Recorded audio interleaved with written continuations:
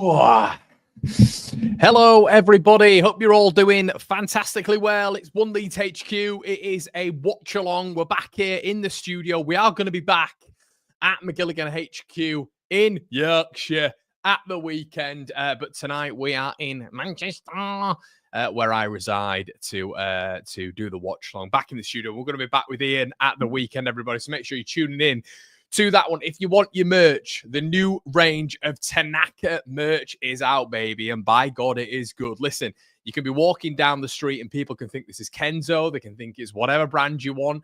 It's very, very, very well made. Cop this in the description below. It's nice and warm as well. We've also got loads of other bits on there right now. This one's probably the thickest hoodie you'll ever see.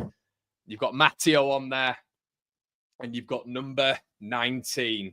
Listen, you know which player I'm going to be going for, and it's that boy. It's Matteo, number 19. I might do a giveaway at some point, but if you guys want to cop your merch, make sure you do so. Myself and Back 4 are doing a collaboration, but we're doing a special for Christmas as well. Get involved with that. I've been involved in the branding, as has Gav. Make sure you get involved with that one. We've also got bonus bits on the Patreon. Want to get involved, everybody? Make sure you do so. We've got a community over there. You're only allowed on the WhatsApp group if you're a Patreon member. Well worth it, everybody. It is fantastic. And we've got all the score predictions from Phil and Mike and the gang over there for tonight's game. I hope you're all doing fantastically well. Anyway, make sure you're slapping a like on the video. Let me know what you think on the lineup. Let me know what you think on the lineup. I'm going to go and look at what some of you guys think before we actually get into the specifics of it. Emmett says, does Dan James have a knock? Otherwise, I don't understand the omission.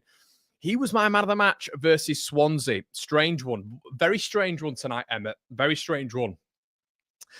I think maybe what I'd have done is I think Aronson's the big one, isn't it? He will not drop that man. And I think Aronson is going to be very effective in a game tonight. Luton don't have I don't think they've got a sort of general game plan and a generic sort of notion under Rob Edwards to be really passy out from the back. So I think someone like Aronson has to really play when Perot's up top, because otherwise you don't really have a press. If you take Aronson out as well with Dan James and with Joseph, you've got a bit of I don't think you've got as an effective press as you would do with maybe two of them or at least one of them. So Aronson has to be in there. Dan James is an interesting one. I do wonder if he realises in Daniel Farke that your best player's on the bench and can you keep him out? Can you effectively keep Willie Gnonto out of this side? No matter what anybody says about him, he leads Leeds United in terms of big chances, in terms of assists. He's the only player in the top 12 of the division with sort of a decent amount of assists, and he's the only Leeds player in that top 12 anyway. I don't know if you can keep Willie Gnonto out, who's, goals and assists wise, I think he's just behind Peru at the minute.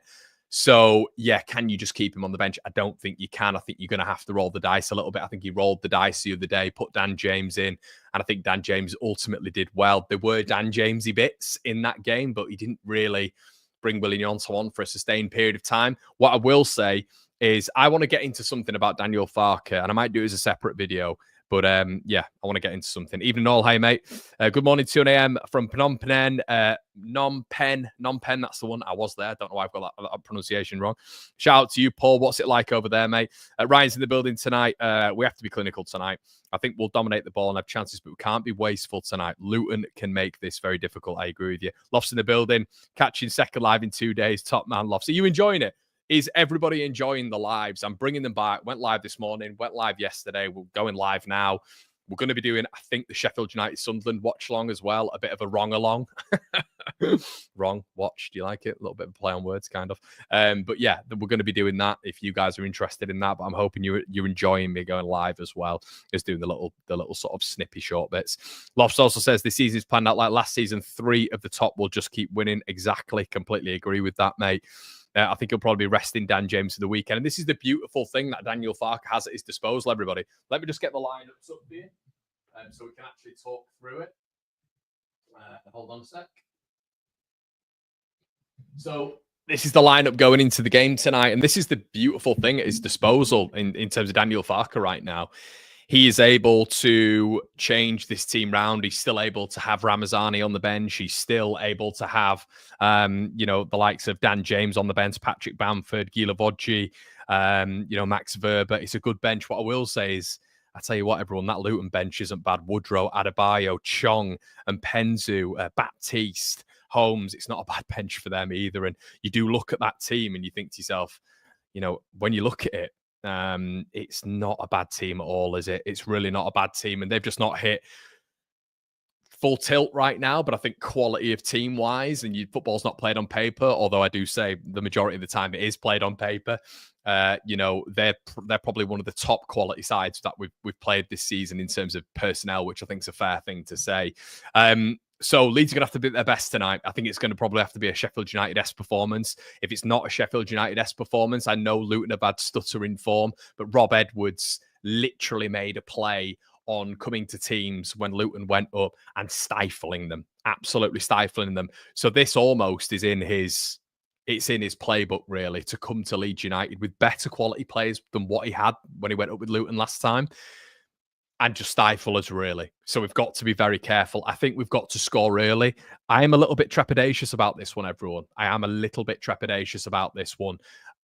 It's just, this is the one game, this has been the only game of which I'm looking at, and I actually think, and we're hopeful, of course we are, but I expect Leeds to draw this one. I'm predicting a 1-1. I don't know what it is. It's something about this game which is making me just think it's a potential banana skin, maybe because of the quality of player that they have. I know Luton's form isn't great, but maybe I look at Rob Edwards in this game and I know exactly what he's going to do. Leeds have to look at this game as sort of a different game from Burnley. Burnley did that exact same thing. Luton are 8 points off the playoffs now. They just need to go on a little bit of a run, and they've got the quality at their disposal really to get in that top 6. Are they going to be able to utilize a low block like Burnley did, coming to the hardest division, the hardest team in the division away from home? Are they going to be able to do that successfully and win? That is going to be interesting. But I think Leeds United right now have to go out there and score quickly. I don't think Luton are going to possess that much of a threat, but I think it's going to be a very similar game to that of Burnley. Them sitting back, them having that little bit of quality to break in transition and, to look to hurt Leeds on that transition. So Leeds have got to be at their best tonight. I think we need a Sheffield United-esque performance tonight in terms of the levels that we can get to, which is 4, 5 out of 5. I don't think we can go into this game putting out a 1 or 2. It'll be interesting to see Ramazani as well. Really excited to see if he gets on the pitch, because I think right now he's our X factor. Ampadu coming back very soon as well. You feel like Leeds can then hit that 5th gear more often than not. Wayne says Luton play 3-4-3. Hopefully be able to break through the defense. Exactly, Wayne. I think what we're expecting them to do, mate, is probably sit, though. Your back 3, you're probably going to get their wingers. The good thing is Alfie Doubt is out tonight, which is big. I think Clark's coming for him in the midfield, of which the Luton fans aren't happy with. But the beautiful thing about what they're going to do in terms of that low block, that horrible low block, which is in football, isn't it, is they're going to sit back. And the thing is with Dan James, I know Emmett mentioned it early on, I think you're going to need that X factor in terms of William Yonto to maybe jink past the player, create something centrally as well. Because Leeds just going on the flanks and delivering the ball into the box, I think he's just going to be gobbled up by Luton. So you need maybe William Yonto to invert and create something in that space as well. So yeah, keep getting your thoughts in the section below, everybody. Melier worries me tonight. Hope Melier has got his game head on tonight. I think you guys are all watching probably the same stream as I am. Big game for Ilan Melier tonight. I think, let me be honest with you, and let's just get the lineup off, and we'll go on to just talking straight up. We're going to go on the key players. We're going to speak about the last results and the team ratings. But I want to talk about Daniel Farke in particular, and I think it's really key when talking about Ilan Melier to reflect on his good decisions this year and his bad decisions this year. For me, Daniel Farke has actually done really well this year. Whatever we say, guys, and whatever people have when it comes to Farke, which I understand there seems to be a general consensus that some people on this channel aren't happy with him. The good thing is we all know that there's a certain blueprint to beat Leeds. I think we know that. But it can't really be perfection all the time. And I think we've got to say to ourselves, has there been an improvement on last season? I think so. I think the points tally reflects that as well. Has there been, bearing in mind the squad has weakened, has there been an improvement? I think there has, yeah. Don't get me wrong, the division is weaker, but you're also getting a breakout top 4 again like we did last season, so it could go right to the wire again. I personally think His substitutions are a little bit weak, but I think when you look at the overall perspective of Daniel Farke at Leeds United, has he delivered lesser than what you expected? Should that team last year have got promoted? Yes, but when we have our Leeds bias heads on, we say yes. When you look at that Leicester City squad, when you look at that Southampton squad, you I would tend to suggest that they maybe had better teams than us. But what I will suggest, what I will state is, that Ipswich Town side shouldn't have got promoted ahead of Leeds United, but they had incredible coaching, Kieran McKenna, who just had that level up on what Daniel Farke was trying to produce. And were there individual moments which we relied on? I think so. Maybe McKenna was able to create a team environment, but that's over years, everybody. It was Daniel Farke's first season last season. I think the only problem, in my opinion, going into this, and I do have to address this because a lot of people do ask me about Daniel Farke, but I think the only thing that is maybe problematic with Daniel Farke so far this season is his constant reliance on Illan Meslier. I think that's a big problem. I think he's hyped him up so much that if we were to get to the Premier League, which is a likelihood this season, if we were to get to the Premier League, he's going to stick with him. And I think as a club, but I think as a manager as well, coming out and saying he's the best in the division last season, talking about his stats this season as well, I think that's problematic because you're creating a rod for your own back there. It's problematic because you are suggesting something which is completely false. It's literally backed up by data, the eye test and everything. The only thing people can back up on Illan Meslier right now is back the player. That's it. That literally is it. They have no standing because it can't be backed up by quantitative data and it can't even be backed up by the eye test, qualitative. It's literally just a feeling, but he's a Leeds player, so you back him, which is true, and we all do. But that's not going to give you an argument on him being the best keeper in the division or even the top 5 keepers in the division, which he isn't. So I think that is the only problem this season with Daniel Farke, his loyalty towards Illan Meslier. Now, then there comes a question of, Connor, well, what else is he going to do? Well, there is Carl Darlow there. Carl Darlow didn't have a great game in the Cup. Of course he didn't. But you've got to, if you brought Carl Darlow in, you maybe expect Carl Darlow to come in when the goalkeeper's underperforming. You expect Carl Darlow to come in when Illan Meslier is injured. You expect Carl Darlow to come in when Illan Meslier is not at the peak of his powers, not performing, whatever.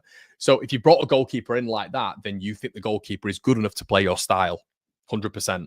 And that's what Leeds went and did with Carl Darlow. So the overall point right now is, everybody, I think the only fault right now with Daniel Farke, and this is pre the Luton game, we could go on and lose this game, but pre the Luton game, I personally feel that his substitutions, that is a general point, but sometimes they've worked. Sometimes subs have come on and actually, I think we've scored the most goals from substitutions in the division so far this season, which may tell its own story. Don't get me wrong. I thought in the Swans game, the management of the game wasn't great, but we still won the game. And that's all that matters. That really is all that matters. That's what's going to see us up at the end of the season. But ultimately, I think that the Daniel Farke out brigade, which I think there's a lot of, I think maybe the grass isn't always greener. I do criticize the man, but I also understand that I think the only problem point from the gaffer this season overall is his constant sticking by Illan Meslier, which I think is a problem, and I think that is where I go against Daniel Farke with his decisions. But I thought that I'd speak about that, everybody, because I think there's a lot of people who are generally talking about it, which is quite interesting.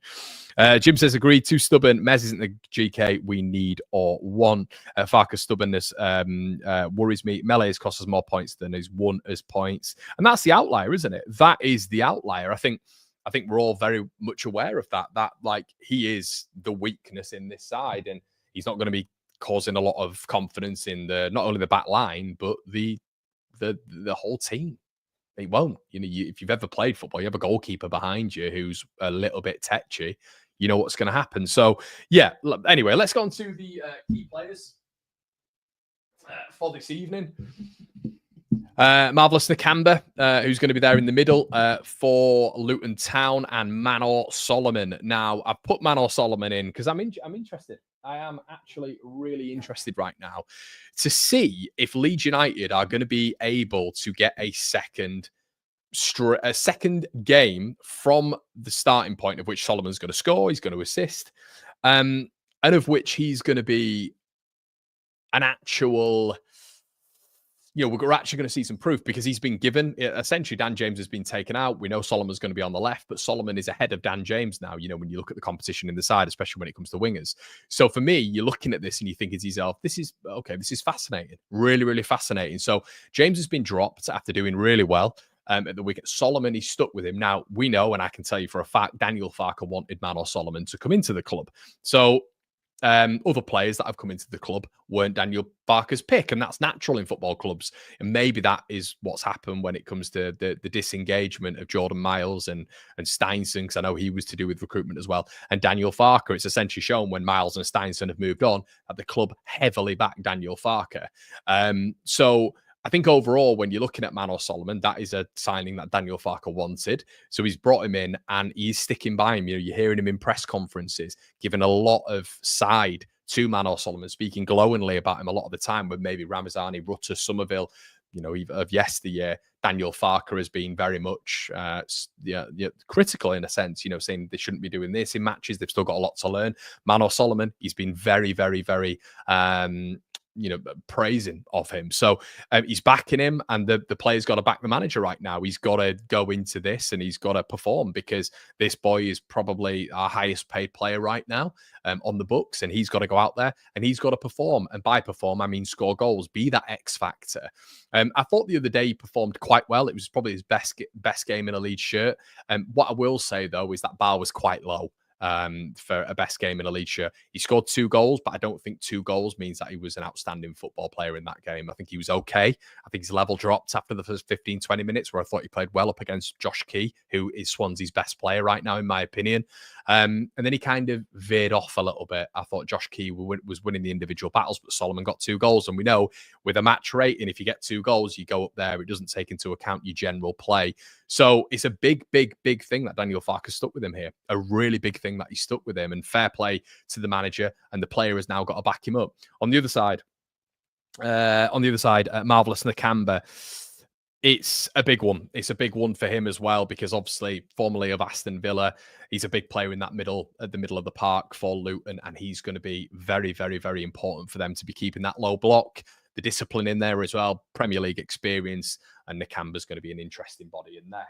Okay, so let's have a look at the last results between Leeds United and Luton Town. So they've been tight, and this is kind of why I'm going at this point for this entire game, really, where I am very much of the mindset that this is going to be a really tight game between Leeds and Luton. I think there's probably going to be, it's either going to be a goal here or a goal there, or it might be a 0-0. We could be looking at a draw here. I think Luton are going to come to defend. I think they've got bodies to defend, decent bodies to defend as well. A lot of players who are playing in the Premier League this season.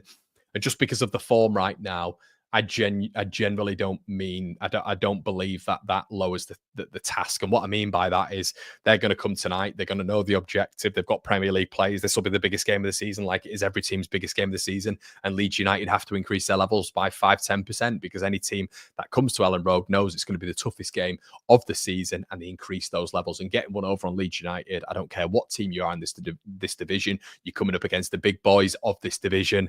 They always want to get a result, and they increase their levels. So Leeds have to do the same here. And that's why I'm saying that this almost has to be a Sheffield United-esque performance, because Leeds are going to have to raise those levels. If we raise those levels, fantastic. Absolutely fantastic. And I think we'll get the win. I'm very much of maybe this is going to be a little bit of a gritty game, a little bit of a draw. And as you can tell in the last few results that we've had with Luton Town, they've been wins for Leeds United, 2 out of 3 wins, which has been fantastic there. One, I think, was a Jack Harrison and Bamford goal down there, which was quite controversial when we won 2-1, when we kept playing on from a fouled Luton player. But then we obviously see the 1-1, 2-1, 1-0, so there's not a lot in it between the two sides. Keep getting your comments in, everybody. I'd just like to say as well, I always do this before the stream starts. Thank you so much for everybody who gets your super chats in, your donations. They're all magnificent. Shout out to the members as well. If you can't afford a super chat, just thank you for being here as well. Make sure you slap a like on the video, everybody. Let's rack it up. And yeah, I think we got 11k on the Watchalong the other day, which was great numbers for us here at One Leeds. We're not really a Watchalong channel. But it's great to see that we've delved into that market now, and you guys are ultimately enjoying it. We're seeing the success of it, really, and the numbers go up, which is great to see.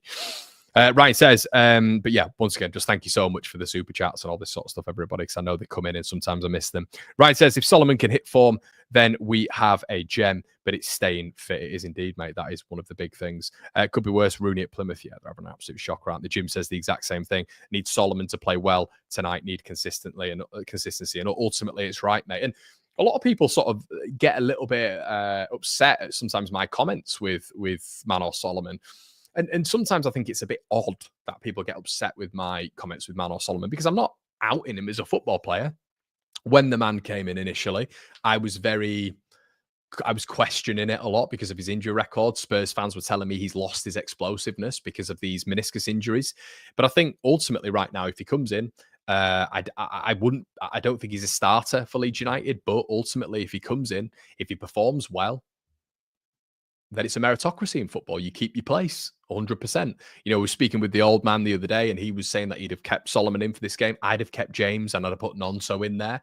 But ultimately, I am well on the understanding that, you know, backing your player when he's doing well is a vote of confidence, and, you know, competition breeds success as well. So I'm ultimately backing Manor Solomon tonight. But what we have to see, as Jim's quite rightly said, and others are quite rightly saying, is for 50, 60 grand a week, whatever he is on, and for the signing of the window in the summer, Leeds United have to see more from this guy. And it comes back to the conversation of standards and expectancy. When Manor Solomon came into Leeds United and Ellen Road, people were talking about this being the X factor, the difference between staying in the Championship and going up to the Premier League. Well, if that is the case, I want to start seeing that. I want to start seeing that week in, week out. And obviously, the biggest attribute in football is dependability and reliability. But of course, it's putting the ball in the back of the net as well. And, you know, would we like to see him in that number 10? I personally would. I think in that number 10, you've got that small, diminutive, potentially creative player in there who was played in Europe and obviously the Premier League. Could he do a job in there while starting a Dan James and a Nonso? That would be interesting. But ultimately, if we're going to get Manor Solomon on that left-hand side, can he drift in? Can he drift outside? Can he give us that variety in his play until Ramazan is back? Yeah, I'd like to see it. Wouldn't mind it whatsoever. Mark says, tonight will not define the season, should win if the players stay well individually. Mark also says, Ben, been a bit concerned about Rodon this season. Looks a bit shaky and nervous at times, especially on the ball. Does the Cooper thing of running forward, then stopping, then going back? I think the interesting thing about Joe Rodon, not a lot of people are focusing naturally on Joe, but I think a lot of the interesting part of him is the fact that, you know, Pascal is obviously the distributor. But I agree with you. I think there's a bit of a tendency of Joe to go back to Ilan Mele. It's the safety option. It's that handbrake stuff I used to go on about all the time with Gruev. So it'll be interesting to see how he develops tonight. You know, I think his passing has got a little bit better over the weeks, but we know what the logistical side of it is. Everybody, it is, you know, Pascal Struijk is the best defender at the club. So yeah, I think, you know, just putting maybe the covering aspect on Joe Rodon and Pascal being the frontline defender who distributes but also attacks the ball. I think Pascal's a more aggressive attacker of the ball in both boxes. I think as long as Joe's on the cover, I think we'll be okay there. It's just about keeping that relationship. Can see a 1-0 Luton, says MW. Shout out to you, mate. Good to see you in here. Remy says 2-0 Leeds. If Solomon can stay fit, then we have a gem. Yeah, we do, mate. Let's have a quick look at some of the other things I want to focus on, shall we? Okay. From the key players. So the team ratings so far, everybody, Luton have got a 6.82 in the division this season. As we know, it's been a bit of a patchy run for Luton Town, and Leeds United obviously doing okay this season, doing okay, fourth in the division. But as of last night, look, the results happened. We are fourth in the division, aren't we? So Leeds have to be quite careful tonight, and we have to go in and we have to really get the result. It's a big one tonight because, look, we had two teams winning and a team drawing around us last night. It's all about keeping those standards. And we mentioned consistency. It's not the end of the season, quite rightly, as Mark says. But at the same time, we have to be careful. You know, we have to know that Leeds United have to go into this game and win. It's a home game. It's a big home game. I think the demoted team is what we've lost to Burnley. We've lost to Burnley. We've beaten Sheffield United. And now we've got Luton tonight. Let's go out and get a win. Let's go out and get a win, everybody. Shane N CFC says Norwich have Luton next. Will be interesting to see how Luton fare tonight. What do you think of Coot yellow card scandal? Shout out to Paul, one of the big contributors on the channel. Paul, I did a video this morning, mate. I'd definitely go check that out, mate. Because I spoke a lot on that. So make sure you check that out, mate, after this stream, of course. Okay.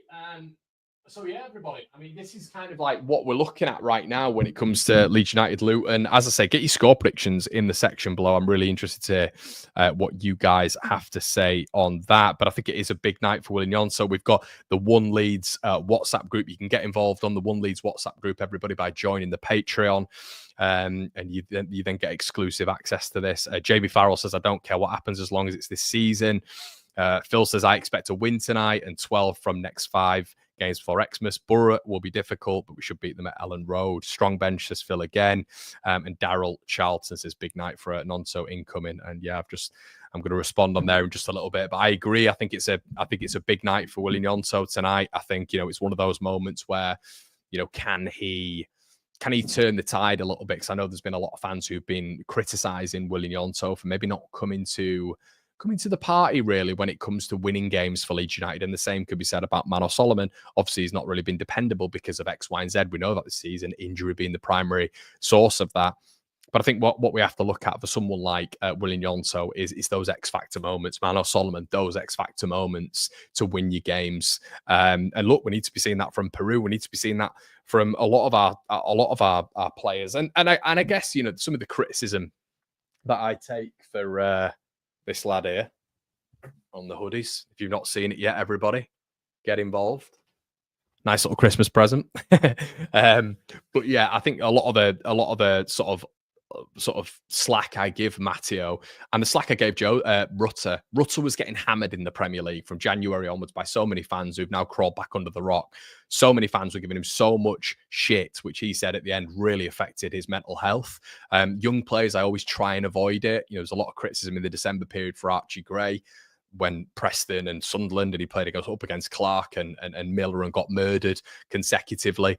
You kind of have to stick by them. You do have to stick by them, and you have to create that environment. And that's why I'm not too harsh on Joseph. I understand that there's a player in there and you've got to create that right environment around him. But right now, the match winners are the so-called experienced players, or the players who've had minutes with Leeds United in the Premier League, but just general Leeds United minutes as well. Your Willian Nonsos. Solomon is what, 25, 26 years of age, coming with a big price, a big reputation. We need him to perform. That's why he was brought in. Joel Peru, has been in the Championship now I think this is his 4th year, isn't it? We need to obviously see him being a match winner as well. All these players that have been in the Championship or are well versed with Leeds United need to be these match winners. Yeah, the younger lads, don't get me wrong, you expect them to hit a certain level, but I think demanding so much from them so quickly, I think is a little bit naive, and it's not going to happen. It just simply won't. But you've got to facilitate, you've got to grow that environment around these young players. You look at Archie Gray, last season had really that consistent back four all season. I think the last time we had really that consistency was probably under Gary Monk, when you had Luke Ayling, Cal Bartley, Pontus Jansson and Charlie Taylor. And the confidence that brewed. Do you remember that confidence, how solid that back line were for a majority of the season was immense, was absolutely immense. And the reason Charlie Taylor was able to come in there as a young lad was he was right next to Bartley, Jansson, Ayling. I know he obviously played before, didn't he? In terms of, he grew through that Leeds United system. Of course, he had Charlie. But when he was coming into his own, really, having that consistent back four was massive. Archie Gray last season, having that consistent back four was massive. With someone like Joel Peru, with someone like Matteo Joseph, it's been so inconsistent. He's been in, he's been out, he's 90 minutes here, 90 minutes there, then it turns into 4-6 minutes. And that comes down to the management of players. But also, you've not seen Firpo, you've not seen Ramazani, you've not seen Bogle, you've not seen Nonso, the strongest pairings in and around him when he's been starting either. So I think that consistency has to brew. He has to get 6, 7, 8, 9 games under his belt. And then I think you'll see it. I think it will come. I really do. And that's why I'm not as pressed to go out and get a number 9 in this window. I'm more pressed to go out and get a central attacking midfielder to facilitate that environment around Matteo Joseph, because I think he should be our leading number 9. Bearing in mind, we didn't do anything in the summer because Daniel Farke believed that he'd be the number 9 as well. So Okay, I expect a massive Jan window coming. Yeah, definitely, mate. Mark says, my thing tonight, Nonto and Rothwell have big games. We may get a good win. 2-1, 1-0, 3-1. 4-0 tonight, says loss. Big one, big one. I try not to pick on individuals. They all have standards that we expect from them. Nobody should get away with not performing as they should. I know, mate. I think it's with you in particular, Mark. You're very, very keen on not blaming the manager, which I think is interesting, mate. I think it's interesting. I think ultimately it all stems from the manager in terms of mentality, in terms of competitiveness, in terms of when a team comes out at the start and they're right at it. I think a lot of that is down to the manager and his coaching staff doing whatever in the changing room, whether or not that be inspirational Arteta speeches or just aggressive Pep Guardiola speeches. I think it is all about getting the players up. There are individualistic tendencies as well, before games and stuff like that. Of course, getting yourself G'd up and getting others in the changing room G'd up. But I do think it is a top-down thing. But I think a lot of us tend to veer away from the individuals in this side and not blaming, but constructively criticizing individuals in this side and generally turning around to Daniel Farke and saying, it's you, it's you, it's you. And I get that to a certain extent, but I'm also old enough and ugly enough to understand that Daniel Farke does bother me at points. I think there are some issues with his management style, but I also think that you've also got to look at the players. These are the players on the pitch. If Joe Rothwell plays a pass 5 yards ahead of Jayden Bogle in the last minute and he goes out for a throw in whilst Leeds are 1-0 down to Luton, you can't blame Daniel Farke for that in an attacking phase of play. You can't blame Daniel Farke for that. It's not his fault. But yeah, so the manager, I think, sets the standard, but I think players are naturally supposed to deliver that standard as well. John's in the building.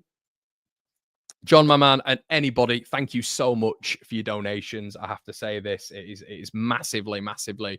It helps me out. It's a huge thank you for me. We had loads in the chat the other day as well, and it's very, very humbling. Thank you to John. Thank you to a lot of you regulars as well who donate and help the channel. It really does go a long way.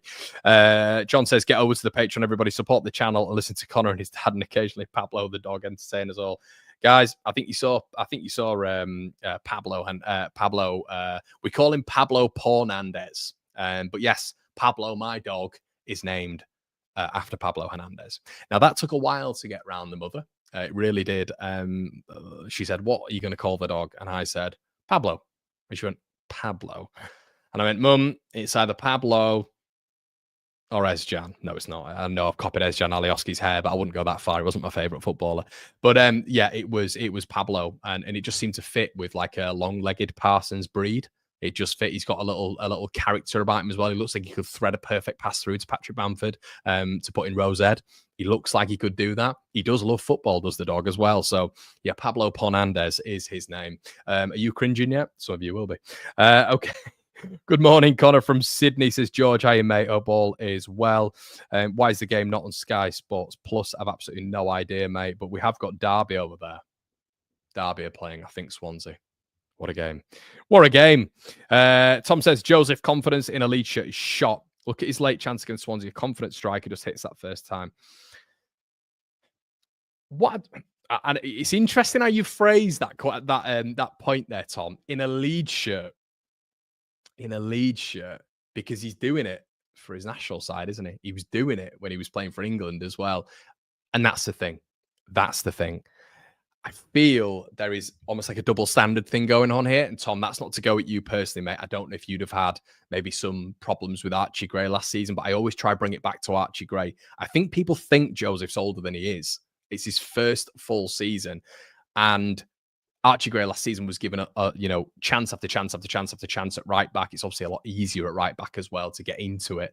But what I would say is being the striker and being the goalkeeper, for me, are the most pressurized situations, especially at Leeds United. I think the midfield is the most important position in terms of the engine, the brain of the operation.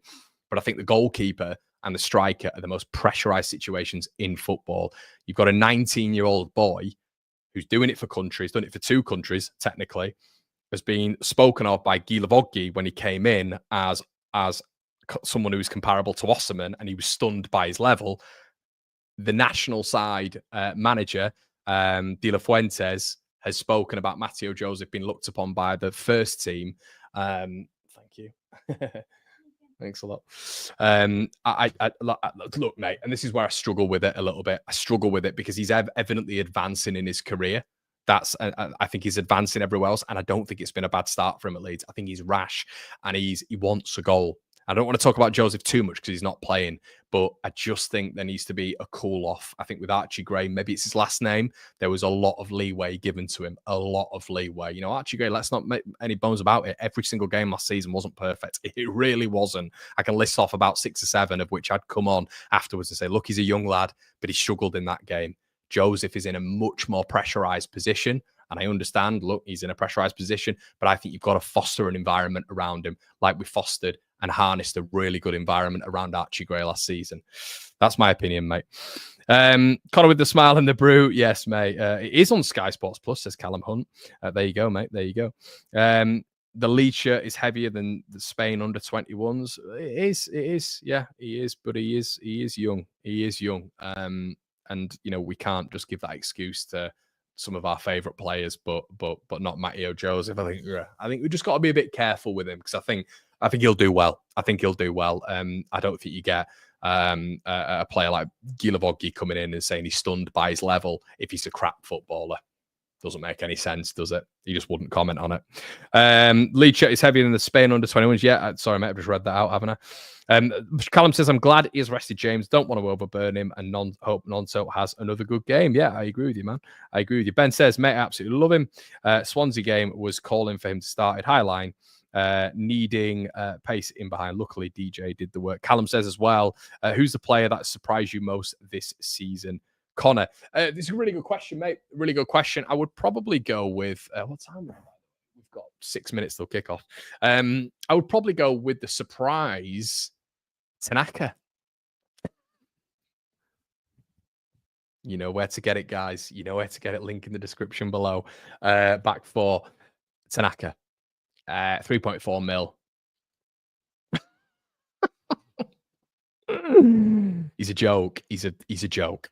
He's a joke. He's better than everyone in this division, and he's better than Vinny Souza. I don't care what Sheffield United fans say. He's better than Vinny Souza. He's better than it. I've never been more confident that there is a better player in our side than I have without Tanaka. And there's going to be another one coming back from injury as well, who I think is going to be close behind him. It's going to be Largy. I think toward the back end of the season, someone clip this up. Back end of the season, we will have the 2 best players in the division, like we had the 2 best players in the division last season, in my opinion, in Rutter and Somerville. I genuinely believe that Tanaka and Ramazani will be the best 2 players in the division by a yard or 2 or 3 or 4. But Tanaka's a joke. He's a joke. There's no weakness. No weakness whatsoever. And what I will say, everybody, is I believe it's 11 years since Gary Speed's. I thought it was 2014, but it might have been 2013. Gary Speed's horrific passing. We know what happened with Speedo. So yeah, hopefully we'll have a big game for him tonight. I know there's the marching out together group there as well tonight, which is good to see. But yeah, a big night tonight for Ellen Road for Leeds United. Let's hope we can do it for Super Gary Speed. Tragic, absolutely tragic. I remember crying like a baby when it happened. I remember my old man getting very upset as well. Obviously, I was only a teenager at the time, but it was just I didn't grow up watching Speedo or anything like that, but I just knew what it meant, and it was just horrific. It was horrific. I remember seeing Bryn Law's interview when Dan Walker had his interview as well, didn't he, for the BBC? And how we'd just been filming with him at Football Focus, and he went home and it was as if it was just a nice normal day. And Speedo said he'll see him on the golf course, I think he said. And that was it. Just shows everybody you've always got to check in. Always check in with your pals, check in with your family, check in with your partner. Always check in because you never, ever know, you know. So always do that. I think is a really important message.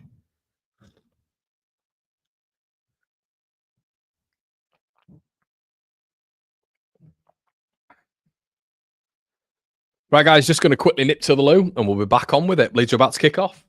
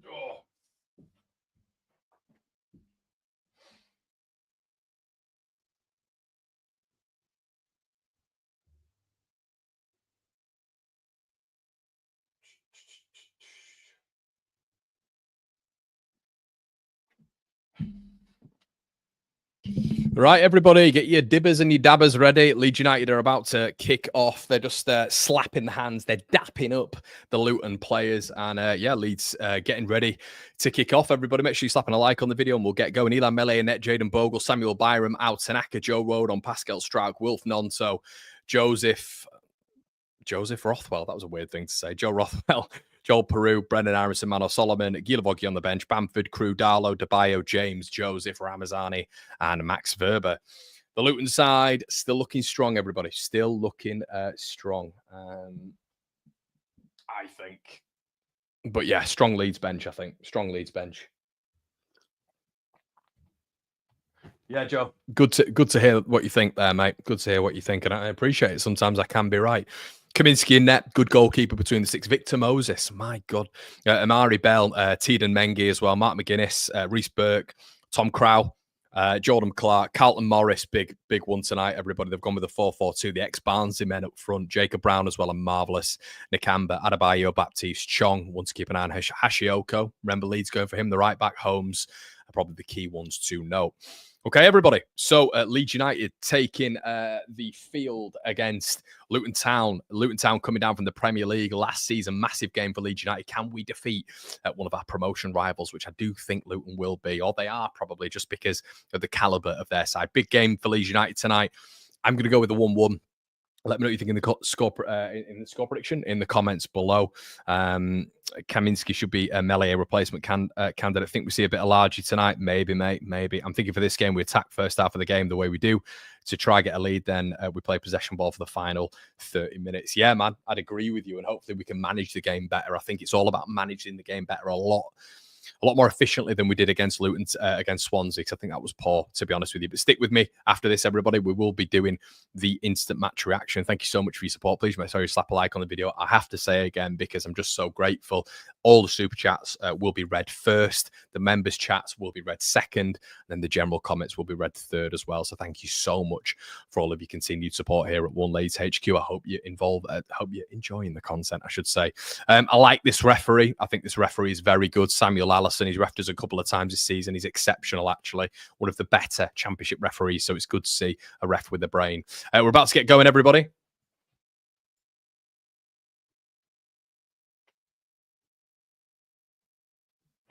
Oh, I don't know what Pascal's doing. He's just coming onto the screen a little bit. But yeah, strap in, as Thomas says. Make sure you slap in a like on the video, everybody. I know a lot of you like to get your timers up with me as well, so make sure you do so. Make sure you do so. Clark in the middle here. Looks like QPR, I think, have the set piece kickoff at QPR.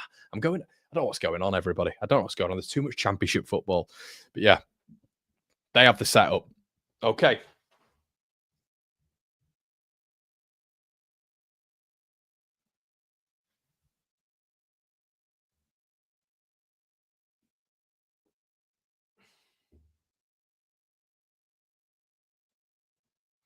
Okay, everybody, we're off. Leeds United, Luton Town, as Kaminsky rockets it up the pitch as Luton look to attack Sam Byram's side. The two big men up front. It's going to be interesting to see this with Leeds United here, because we're going to be facing a team with two up top and two brutes up top as well, as we get our first offside of the game. Leeds United versus Luton Town, everybody.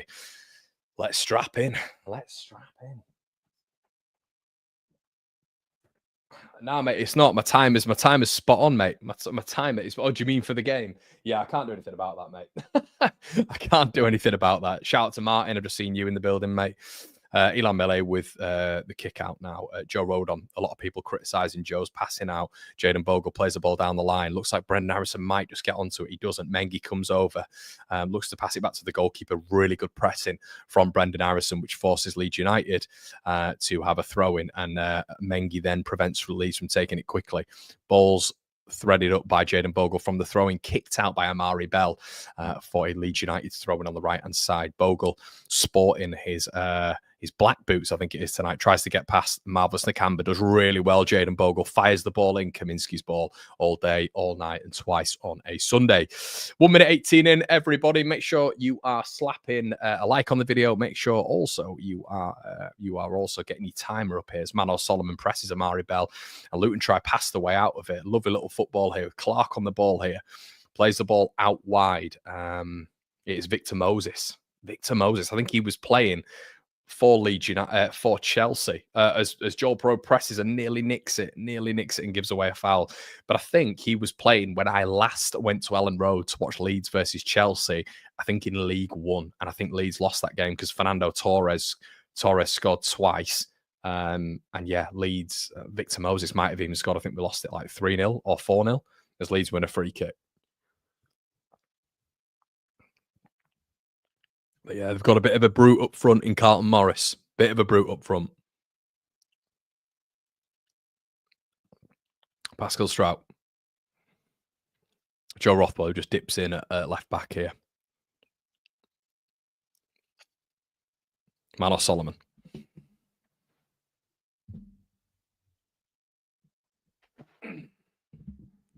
Rothwell plays a long ball. Lovely, lovely long ball by Joe Rothwell. Good run as well by Solomon. What can he do here?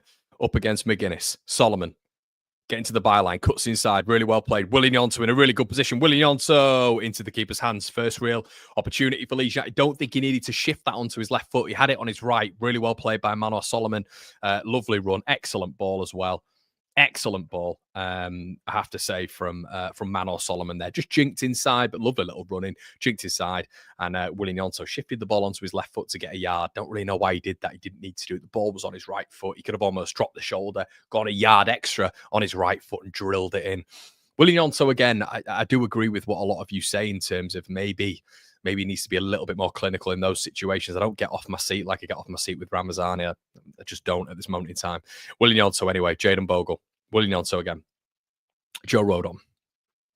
And I agree with what Mark's saying, actually, in terms of how he's got to fluctuate his play a little bit. Joe Rodon, in terms of just being able to expand, open his body a little bit and go down that line and be confident. We've already seen he just constantly goes to Elan Mele. I need to see Joe Rodon just pick out his body there. I mean, it's not helpful when Elan Mele just plays the ball to his left foot and behind him. That's not great. As Mele goes into Manos Solomon. Good little ball from Elan Mele, to be fair. Manos Solomon drifts back, getting involved in it a lot more here, which is good. Joe Rothwell, who's got hold of the ball a little bit more, drifts in, runs with the ball, and plays a lovely little pass to out Tanaka. Tanaka spreads the ball to Willie Gnonto. Willie Gnonto plays the ball to Joe Rothwell. Tanaka's lovely, lovely ball by out Tanaka. Solomon with a little bit of space here up against Reece Burke, goes inside as you would expect. Solomon, it's a terrible ball from Manos Solomon. I don't really know what he was thinking there. And Luton come away with the ball. It's broke down there. And that's where he needs to vary his play, everybody. From a tactical perspective, what you need to get from Manos Solomon is not only just clocking inside and then having to either shoot or drill the ball into either Jayden Bogle or Willie Gnonto. We need to see a variety in his play. We need to see him be able to go down that flank and utilise that left foot. And actually beat that first man as well on that flank. I think sometimes what Manos Solomon does is extremely scripted and predictable. Anyway, he has the ball again here. Sam Byram, who's got into an advanced position. Byram, Perot, Aronson needs to be quicker there. Doesn't need to take 3 or 4 touches. The 1-2 was on. Solomon cuts inside again, but does well there. Sam Byram. It's a good little football there from Leeds, keeping the ball quite nicely. Patient, but it's crisp. It looks a lot crisper than it was against Swansea, if I'm honest with you. Rodon, he's not gone back to Elan Mele on the halfway line, which is good. Strout occupying almost the left back role here as Leeds encroach into Luton's half. Doesn't want to go back here, but the angle's only back. Tanaka doesn't want to go back, but has to be. He's forced back by Luton. Well played by Luton. Mele goes back up. Luton have barely had a touch for people who are not watching the game. They've barely had a touch of the ball. Strouk. Tanaka. Picking up that sweeper roll just in between the centre-backs here. Solomon once more. Solomon receives it. Byram. Solomon again. Pascal Strout, out Tanaka. It's all Leeds at the minute. Luton haven't really had a touch, but Leeds haven't done much aside from that Willie Gnonto chance. Joe Rodon goes back to his favourite. Melier. Joe Rodon again. Come on, Joe. Expand your body a little bit. Be brave. Good lad. Gnonto receives it on the right back spot. Accelerates. Sam Byram cuts inside. Really lovely ball. Sam Byram in a great position here. Sam Byram plays the ball. It's a shit ball to Solomon because he doesn't look, but Solomon has the ball now. Good position, cuts inside again. Sam Byram, Willie Gnonto, excellent from Willie Gnonto, blocked out. But that's poor from Sam Byram in terms of just the weight of the pass. Lovely play, Aronson. It's cut out, but we know what Luton are going to do, and this is literally what they're doing already. They're just trying to pack this box out, make it compact. But Leeds are playing. They've started the game really well in the first 6 or 7 minutes. Joe Rothwell, Willie Gnonto, who's getting a lot of the ball. Brendan Aronson, who's getting a lot more of the ball. Luton just literally sticking 11 men behind the ball, as you would expect. Joe Rodon plays the ball. Peru. Leeds are going to have to be inventive here. Going to have to use definitely some invention because this lot are not moving out of the shape a lot. Strout, Solomon, Aronson on the turn. Brendan Aronson plays the ball forward. Sam Byram now, left foot. Another poor left-footed cross by Sam Byram. Doesn't beat the first man. It's knocked out for a throw. And that's what he needs to improve on, Sam Byram. On the run, when he's running at pace, being able to deliver that ball with his left foot. And a lot of people, my dad says it even, he's not left-footed, Connor. Well, he needs to be practicing it then, at least in training. Joe Keane has become a member. Shout out to you, my friend. Thank you so much, Joe. Great little contribution there, my friend. Joe Rothwell tries to play a lovely defense splitting ball there, but isn't able to do it as Luton come away probably with the first little transition here as Reece Burke has the ball and Al Tanaka siphons it out for a throw in to Luton Town.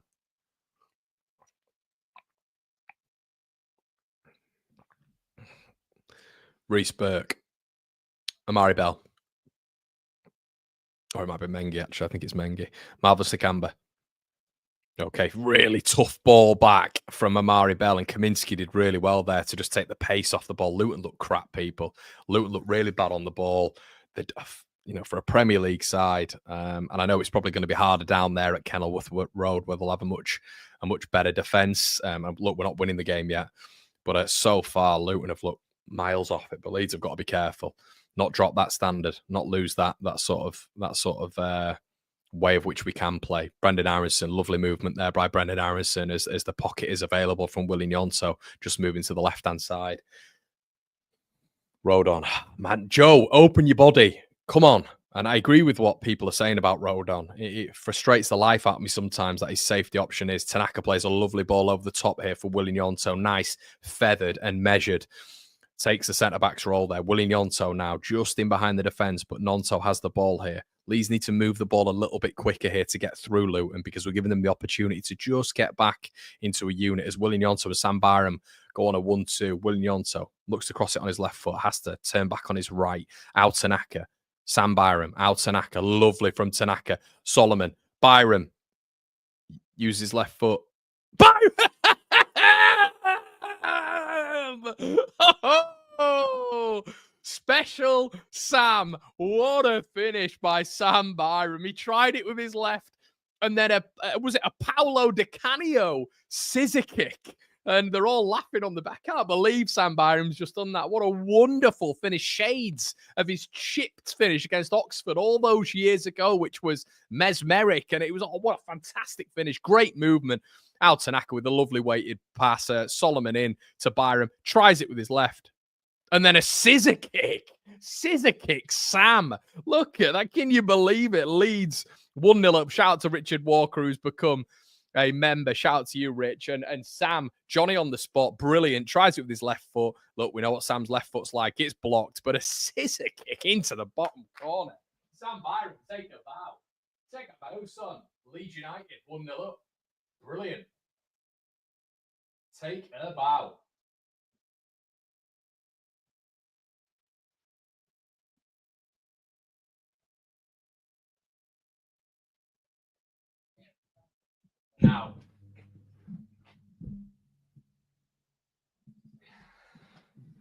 Now, what do we need now, everybody? We need Leeds. Someone just said, Connor, are you giving him a 3-year deal? I am not, mate. Let's not get... Look, he's a nice rotation player, isn't he? What a finish, though, from Super Sam. Super Sam with the scissor kick. We know he's better with his right and not his left. My main criticism for this boy is the fact he can't use his left foot, and he couldn't then, could he? But listen, Johnny on the spot, he reacted quicker than anybody else. Fair play, Sam Byram. Brilliant finish. Great start from Leeds. This is a really good start. Has to be said. This is probably our best start in a lot of games. And I said it had to be reminiscent of Sheffield United in terms of the start. And it looks like it is right now. Luton don't look like they could pass wind at the minute. But But the important thing for Leeds is to not let them in the game as Jacob Morris wins the header. Jacob Brown, wins the header. Carlton Morris, now Victor Moses tries to get past. Altanaka does well. Brilliant from Altanaka. Absolutely fantastic defender and wins a free kick. This Japanese boy is a sexy samurai. Unbelievable. Tiger Tanaka. That's what we're going to be calling him. Tiger Tanaka again. Get in the description below, everyone. Get your Tiger Tanaka merch just before Christmas. It'll come in time. Lovely, warm, and it'll defend. It can attack. It can do anything, this hoodie. Elan Melee. Joe Rodon. But Leeds completely dominant right now. It's really important that we keep this attack. We know with this side is the best form of defence as well. And Luton are going to have to come out now. Joel Peru. Sam Byram. Lovely flick ball over now. Can Peru get there? His pace isn't the best side of his game. Has he kept it in? He has. Puts the ball in. Good ball in as well. It deflects out, and Luton have smashed it out for a throw in there. Leeds 1-0 up.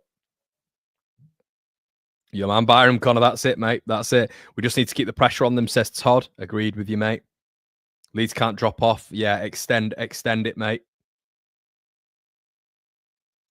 Scissor kick, Sam. oh, God. Solomon's played a lofty ball right the way back to Elan Melee. It had to bounce, and he hit that on the half volley, and it's come down with snow on it. Jaden Bogle, anyway, on this right-hand side, but everyone is right. I thought this game, I predicted it to be a 1-1. Let's prove Connor wrong, and let's hope that Leeds United actually start to really press on that neck now, that Luton neck. Sam Byram's been excellent so far. I have to say, he's picking himself up in the pockets. There's been something tactical here. We have to credit Daniel Farke for this. There's been something tactical where Sam Byram is available all the time as the spare man. This is really good from Daniel Farke as well. Really good from Daniel Farke.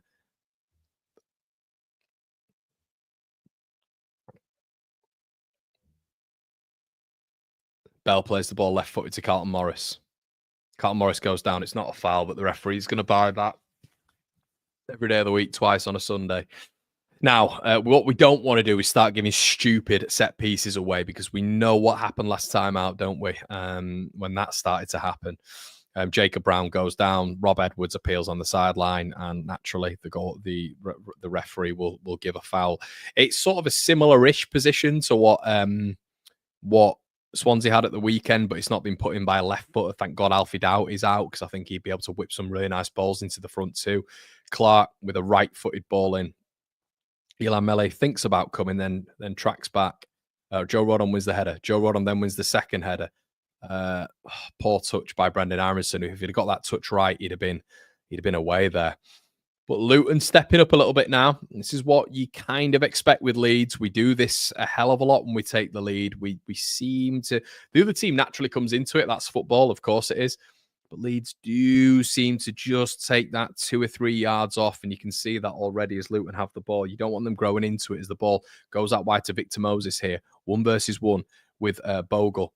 Bogle blocks and Willie Nyonto hits it away, but Leeds need to get 5 or 10 yards up the pitch here. This is where it naturally doesn't help with Joel Peru up top, because he's not going to press on the action when the ball is hoofed clear on, with Amari Bell, Reece Burke. He's not an avid presser, Joel Peru. Ball played forward. Burke's there, wins the header. Second contact, not one, straight through to Elan Melee. Currently, Leeds going back to the top of the table.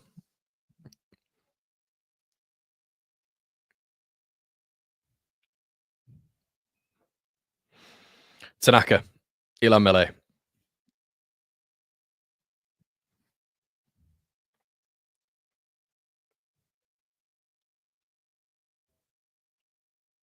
Pascal Strout. Byram. Cutting inside again. Left foot back to Tanaka. Tanaka just splitting that centre-back pairing. Joe Rothwell now. Tanaka. Willie Nyonto available in that hole if you can find him. Tanaka. Rothwell. Spreads the ball out. Joe Rodon. Come on, Joe. Go forward. Cuts inside Tanaka. I don't mind that as long as you don't go back to melee again. Rothwell. Lee's just working the triangles out here. Joe Rodon. Rodon. Ooh, Nyonto could get caught here. Really, really good footwork from Willie Nyonto there, because he was being pressed very, very high by Marvelous Nakamba. The imperious Tanaka. Tiger Tanaka.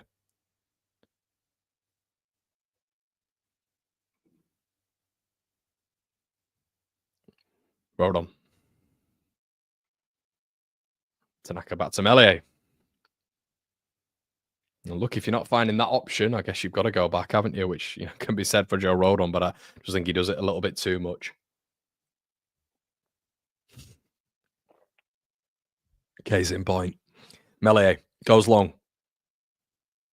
It's a good ball from Milan. Melee is unlucky. Joe Rodon nearly got there. Joel Peru nearly got there. It's a good little ball that from Milan Melee, to be fair to him.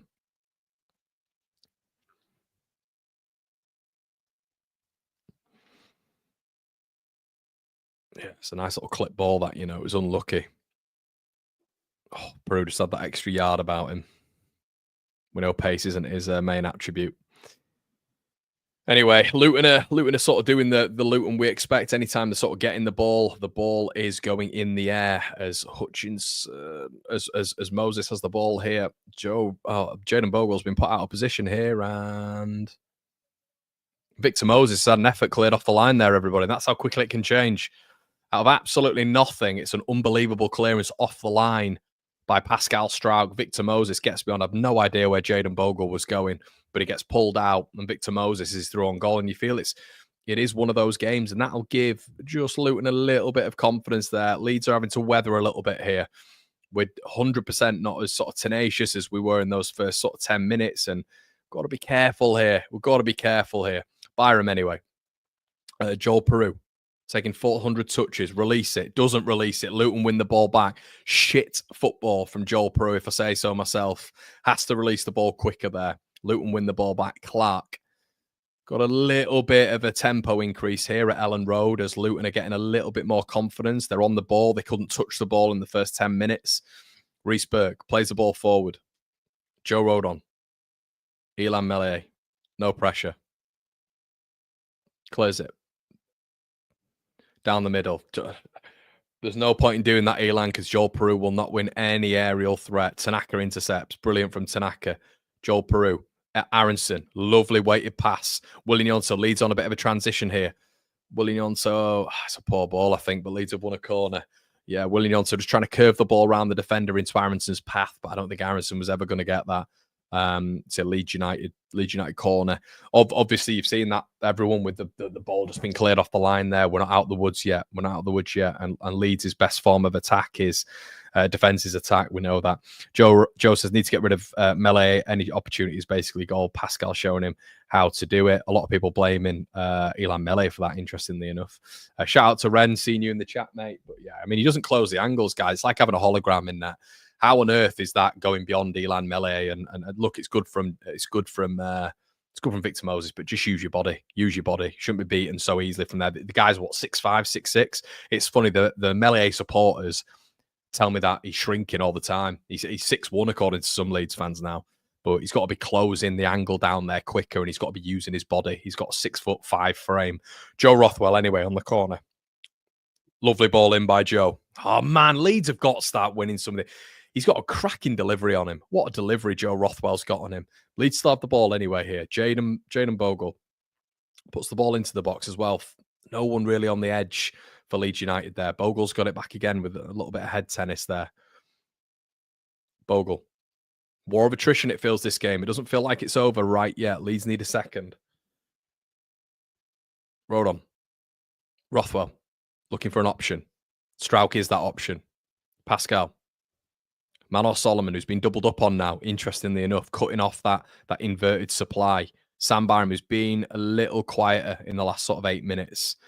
Lee's just maybe struggling to find those pockets in that attacking third all of a sudden. Byram was offering a real outlet there because he was finding the pockets. It was almost a tactic there. He was getting into the midfield.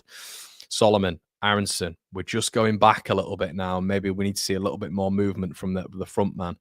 Joe Rodon plays the ball out wide. Bogle. He's going to go back. We need to start seeing Leeds take a little bit more of a risk here. You know, Joe Rothwell's going to take that risk when he's going to drive through the middle if they can find him. Byram, it's poor from Byram. He's given Solomon no chance there, and Solomon's actually done quite well. And I think he's won a corner. Is it a corner? He has. Solomon's done really well to win that. It was a poor ball from Sam Byram. Got to just start taking a few more risks here, Leeds United. I know we're 1-0 up. I understand we're 1-0 up. Just showing the chance here again. It's a brilliant Brilliant defensive display there by Pascal. Excellent again from the best defender in the division. Rothwell again. Let's get ahead on this, everybody. Some of the balls in have been terrific. Curse of the connotator, maybe. Rothwell, bit more height on it this time. Cleared again. Leeds just getting nowhere near these set pieces. Sam Byram tries to take on Clark. Uses his body well. Tanaka. Let's not go all the way back, Leeds. Aronson, it looks like we're going all the way back here. Aronson.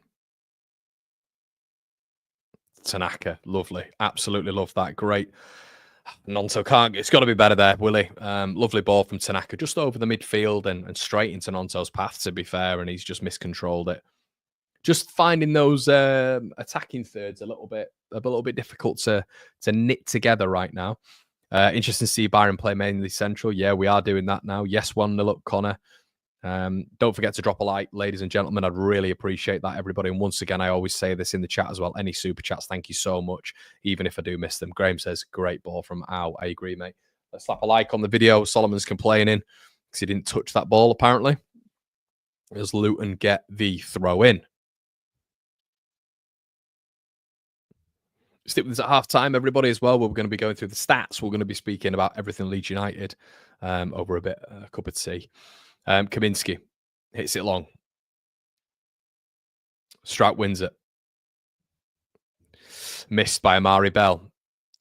Pirot, Aronson, brilliant chance for Leeds United. Aronson, what the fuck is he doing? Horrendous from Brendan Aronson. This is where a central attacking midfielder does a number. Brendan Aronson is in about 10 yards of space. I don't know what he's doing there, everybody. Really well played by Peru. Lovely weight of pass. Brendan Aronson is through on goal. And he tries to side foot it to Willie Gnonto. Absolutely bizarre decision. And that, in case in point, is why we need. I mean, any top central attacking midfielder in this division just puts that in the ball in the back of the net. I like Brendan Aronson, but this is what I'm talking about when it comes to awareness, technical capacity. I think he has got a ceiling. I think that pretty much demonstrates it. Brendan Aronson, anyway, does a little bit better there. Willie Gnonto plays the ball out wide, a little bit behind Jayden Bogle. Jayden Bogle then plays the ball just on that wing to Peru. Peru's going to maybe struggle to do anything here. He does okay. Tanaka. Gnonto. Brilliant from Willie Gnonto. Covers the angle well, and Brendan Aronson goes for goal. I knew he was going to do that because he's trying to make up for that really big chance that he missed. Goes for goal, about 25 yards out. Very easy for Kaminsky there, but yeah, really poor from Brendan Aronson there. Leeds have cultivated a fantastic opportunity there. He's in acres of space, a mistake of which Leeds picked up on, and he has decided he's elected to go with a side-footed pass to Willie Gnonto, who was marked up. And it was a scuffed side pass when all he needed to do was pass the ball into the side of the net. I know I'm making it sound easier than it was, but it didn't look like a very difficult chance there for Brendan Aronson, as someone of his ability should be able to read that situation a little bit better. Luton get off the hook.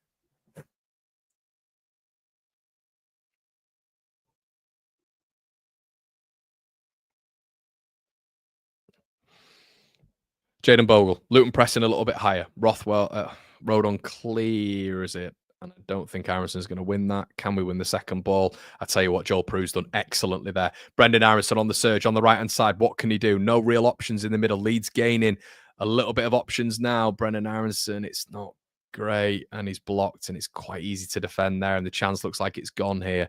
Al Tanaka, anyway, picks up the loose ball. Joe Rodon. Tanaka again, the metronome for Leeds United, plays a lovely ball in. Oh, it's absolutely begging to be tapped in. It's a wonderful ball in from Al Tanaka, who just give him the central attacking midfield spot. What a lovely, lovely ball in. Oh, it's begging it. Where's Peru? Peru is on the penalty. He's beyond the penalty spot. He's literally, Tanaka's got the ball. If you're not watching, everybody, there's not even a spin on it. It's flatlined with his side foot beyond the penalty spot. It needs a touch, and it's 2-0 Leeds. And it's done Farke's nutting. Tanaka is he's running the game again. What a player. What a player. But, you know, the thing is, Leeds players just aren't on his level, I don't think. Aronson plays a lovely ball through. Willie Gnonto. Willie Gnonto here. He's been caught up, but it's got to be more explosive. See, that's the difference, everybody. If you are watching the game right now, Willie Gnonto allows Victor Moses to get back into it. And we know Gnonto's got pace. We know he has, but that explosive agility he doesn't have, in my opinion. Ramazani has that explosive agility. He just doesn't have that Willie Gnonto. He's pacey, but not on the level of Ramazani. And Aronson actually played a lovely ball through him there. Maybe not waiting in front of him as much as Gnonto would have liked, but it was a good ball forward. Gnonto's got to do better there, and Bell got back, and Moses got back because he allowed them to get back. It's a Leeds corner anyway. From the other side, Rothwell. Ball in. Is that yeah, we are abhorrently bad from corners, aren't we, everybody? It's so bad. And I guess that's where, we get a lot of people are talking about, Lorcan's just said Bogle's been so consistent recently. Great to see. To be honest, Lorcan, I think he has from the start, mate. I think the Portsmouth game, there was a lot about the Portsmouth game, which was good from Bogle. From Jayden Bogle. Stupid foul to give away by Joe Rodon there as he pushes Jayden Brown in the back. And then they just kick it to Ilan Mele, which is bizarre. But yeah, I think Bogle's been good aside from the Portsmouth game, really, mate. I think he's been good since then. I think there's been a lot of overblown criticism of him because I think Leeds fans naturally need a scapegoat, don't they? Bogle kind of was that at the beginning of the season, but I think he's been a superb signing. £5 million, by the way. £5 million. I think he's been pretty much top 3 players in nearly every single game. Joe Rothwell looks for the long ball. What a ball from Joe Rothwell. Excellent ball through. Solomon cuts inside. Shock. Gnonto! Had to be a goal. He's got to be better, Willie. It's got to be better. Solomon picks him out, inverts, and this is where some of the criticism comes from Willie Gnonto, for Willie Gnonto. It's a lovely fizz ball over from Solomon. He's got to connect with that better. Willie Gnonto, look, one of my favourite players. We all know this, but and he's given the ball away there again. Look, there's going to be a lot of criticism because he's supposed to be the main man, and you're naturally comparing him to Crysencio Somerville, aren't you? Of course you are, because Somerville stepped up and Gnonto's got to do that as well. But that should have been back of the net there. Lovely ball over from Solomon. Gnonto central. First touch, it's an easy save for Kaminski. Leeds need that second, people, and we're having the chances, which is good to see. But look, the amount of XG this club has generated over the past 5 years is probably quite staggering to look at in the Championship. And we're nowhere near matching that, are we? The interesting thing is when you look at Borough, who've scored about 15 goals in 3 games. I don't know what their scoreline is at the minute, but they're actually starting to hit that XG now. Leeds have got to start doing that as well. But naturally, we also need centre forwards who are going to score a little bit more, who are going to hit the back of the net a bit more, and that does include Matteo Joseph, of course. Okay, Rodon, Bogle. Lovely ball. Willie Gnonto in acres of space here. Loads of space. Willie Gnonto plays the ball. And Peru, no awareness. Absolutely zilch awareness. Joel Peru, man. He's one of the most frustrating players I have ever seen. Genuinely. One of the most frustrating players I've ever seen, Joel Peru. I've got I like him a lot. There's a lot of upsides to his game, but Leeds in an excellent position. Peru receives the ball and doesn't. There's no awareness of who's behind him. He's got 2 players behind him. He could let the ball run. He could spin and pass it off quickly. No awareness. He can be exceptionally slow and flat-footed as well. And what a position that is for Leeds United there. As Luton come away with it, who are still in the game. They've probably had the best chance of the game aside from the goal, really. Pascal Strout clearing the ball off the line. Mengi. Nakamba. Mengi again. Leeds forcing them back. Well done, Peru there. Forcing him back. Kaminski. Left-footed. Chips it. Tanaka wins it, but Leeds aren't there with the second ball. Solomon did well. Well done, Mano Solomon, who wins the ball back.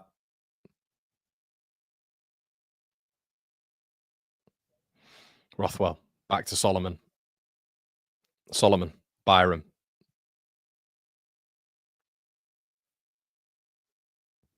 Just watch Sam Byram. Sam Byram is just another midfielder. Byram is another midfielder, and watch the players move as well, everybody, in a forward line when Rothwell has the ball. When Rothwell has the ball, they all move. They activate when he has the ball.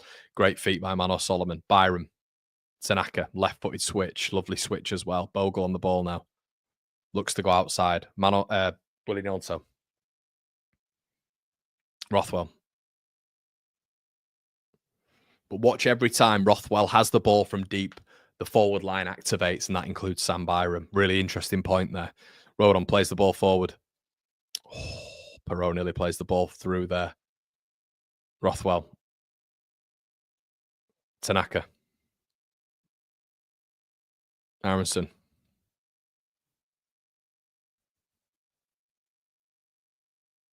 Tanaka. Rothwell. Tanaka.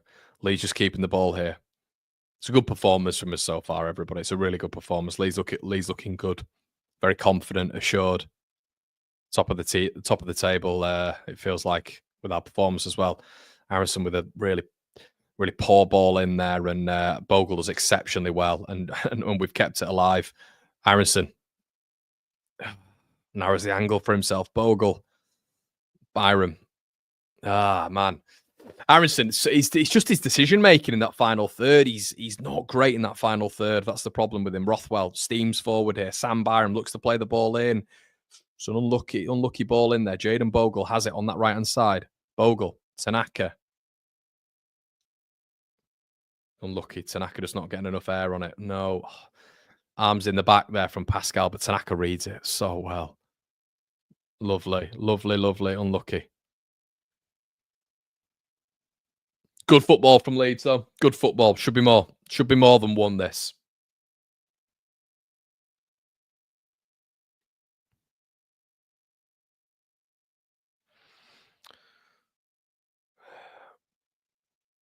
Rothwell. Tanaka. Solomon. Lovely jinking feet. I think this has been Solomon's best start so far as well. I think he's looked really good. Willie Nonso in that pocket. Great ball in. Oh, it's a corner. Should be a corner, referee. All right, okay. Looked like a corner. Looked like it deflects off centre back. Willie Nonso trying to make things happen there. Doesn't quite get it right.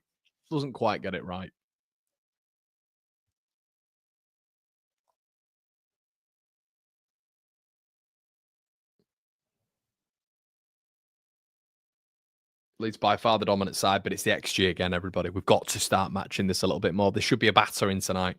They're not in the game. They have a lot of good players, but we've got a lot of players here on maximum HP. Playing really well tonight. Playing really well, but it's that final third again. Goodness me, we need Ramazani, don't we? We shouldn't need Ramazani, but yeah, it's this front line again. It's just we cultivate chances. I think the midfield's a big portion of that. We cultivate a lot of chances, but it's just about that cutting edge. Tanaka winning another header. Rothwell picking it up. Rothwell's had a really good start as well. Strauch, Byram. Shout out to Byram. I mean, he's got the goal, but he started excellently as well. The whole team's been extremely good tonight. Very impressed with what I'm seeing so far. I'm very happy. Guess who the standout is, though?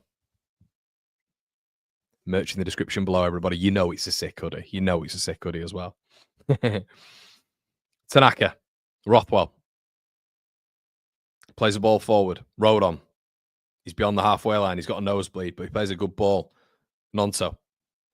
Inside. Lovely switch ball. Sam Byram there. Sam Byram. Can he use his left foot? He uses his right, but it's all right. Solomon. No, don't need to cut back. Use your left foot, Solomon. He's cut inside. He's narrowed the angle and he's made it just, I swear to God, we have no players on that side who can use the left foot. Use your left foot, Solomon. You're a left-sided player, mate. Use his right on his right foot now. Strikes at goal, blocked. Got to be better than that. Solomon's in acres of space. Sam Byram's actually done really well to find him, and he cuts back. Why are you cutting back? Be confident on that left-hand side. What's the point in putting you on the left-hand side if you can't use a left foot? If you're not confident with crossing the ball with your left foot? And especially when the manager is selecting you on that left-hand side as a preference. You've got Willie Nyonto, who has a better left foot than you. Anyway, Rothwell. Frustrating. Rodon. Pascal. Rodon. Feeling we need the second here. Shout out to Matt in the building. Legend.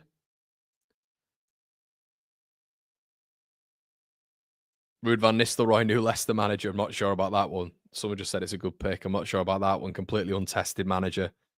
Can see that coming down in flames. Be good to see Leicester come down again. Tanaka. Ooh, we'll see if Perot would have been reading that.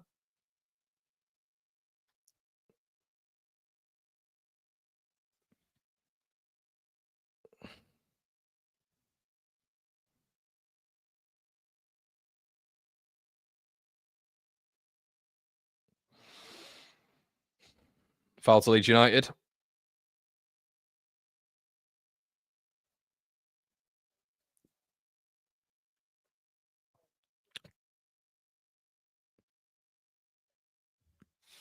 Yeah, we need a. Yeah, I agree. We need a second goal. Everyone, I think we're well aware of that, aren't we? We do need a second. Bogle, Peru, lovely ball, Joel Peru, in behind the left back. William Yonsu, who's going to go down here, Amari Bell, but Nonsa does well to just hold off, pressurised him, and Leeds have won a throw in.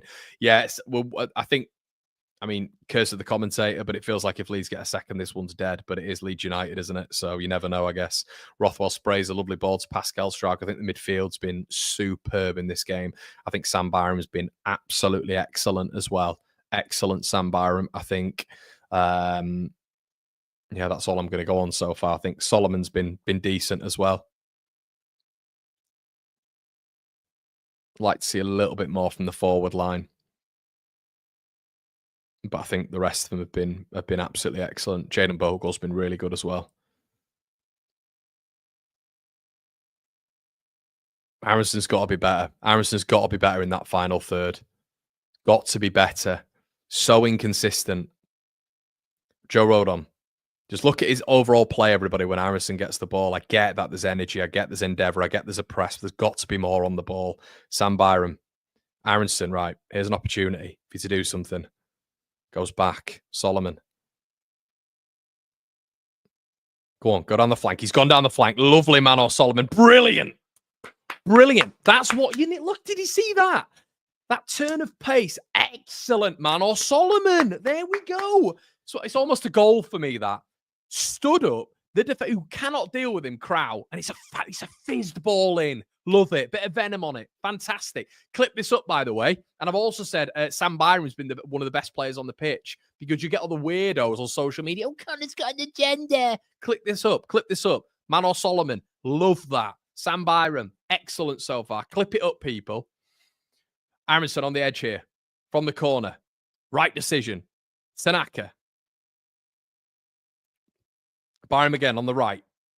It's a bad ball from Sam Byram. Tanaka predicted it and used his body shape well to put off the defender there. Manor Solomon again, who's shown now that he can go on that left-hand side, which will unnerve the defender. If the defender just knows you're going to go inside all the time, he's just going to show you inside. If you start to vary up your play, which I love there with Solomon, much better. Jacob Brown comes away with it. Clark up against Joe Rothwell now, turns. Plays a good ball. He looked offside there, ref, and the ref's giving it offside.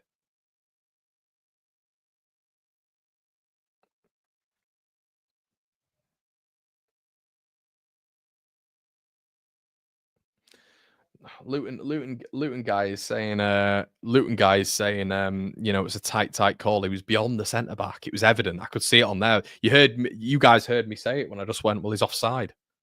But Luton's like, oh, it's a tight call. It's not a tight call. He's offside. He's evidently offside. Ah, well done, Byram. Well done, Sam Byram. Lovely first time ball there. Byram's been excellent. Brendan Aronson. Good position here, Brendan Aronson. Does well. Ball in. It's a terrible ball in, but Bogle has it. He's done well. Good feet. Man, it's dead by the ball in. It's a terrible ball in. He's done so well up until that point, Brendan Aronson. He's done so well up until that point. Crosses the ball in. It's just a bad ball in. And Leeds just lose it. See, he's just not convincing me yet this season. Look, my old man was saying he's been good. I think he's been good.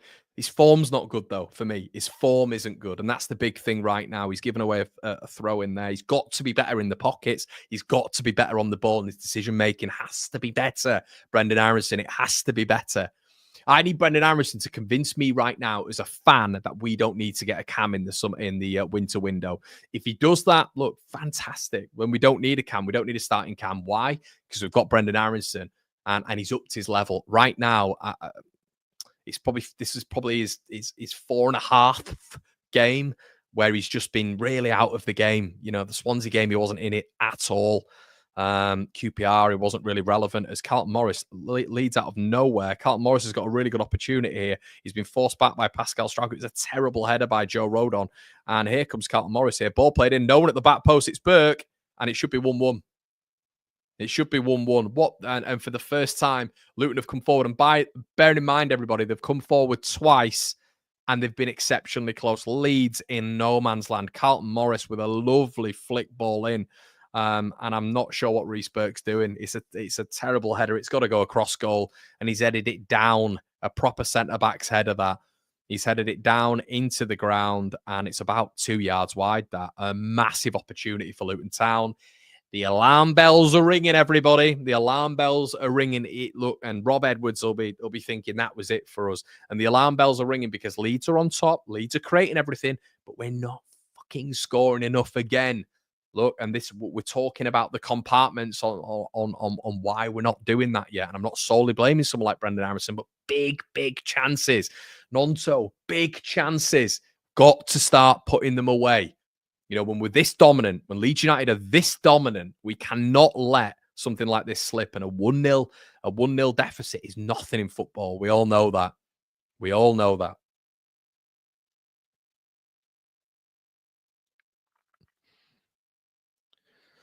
Sim Salabama says, for me, Aronson is consistently quite bad when it really... It's in that pocket, mate. It's in the pocket where, you know, you need to produce more moments than Brendan Aronson does. It's not enough.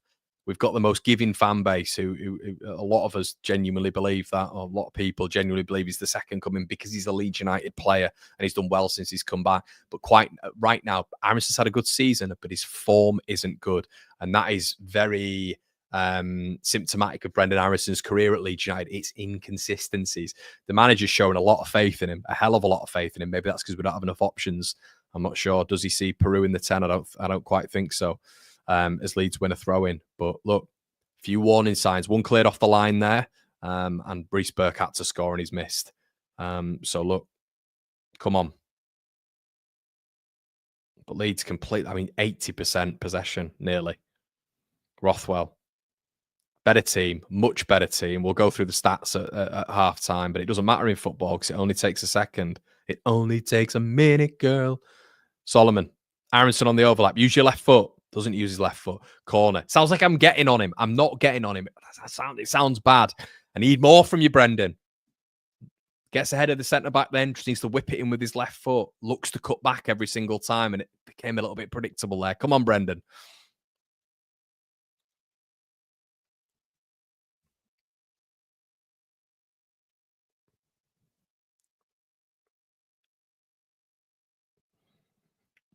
Rothwell.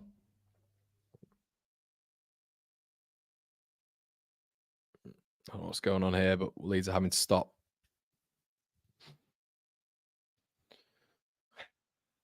Over 1,200 on all platforms, everybody. Make sure you're smashing on over to YouTube and giving us a like on the video. Really appreciate that. Means a lot. Joe Rothwell. Ball in. Can Leeds do anything? Oh! Yes! Brilliant! Oh my God. Does that count as a corner we've scored from? It's Peru. Knocks it in. It's Leeds United's second goal. It's Peru's 7th goal of the season. Excellent. Really happy for him. Joe Peru scored for Leeds United. Pascal Struijk, who else, wins the header from a corner. It's another.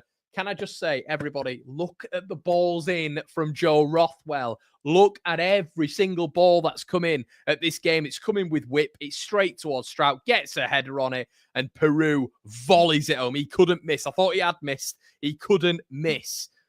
Get in. I think it's deflected. Leeds, thank God. Thank God. Second goal before halftime. Brilliant. Brilliant.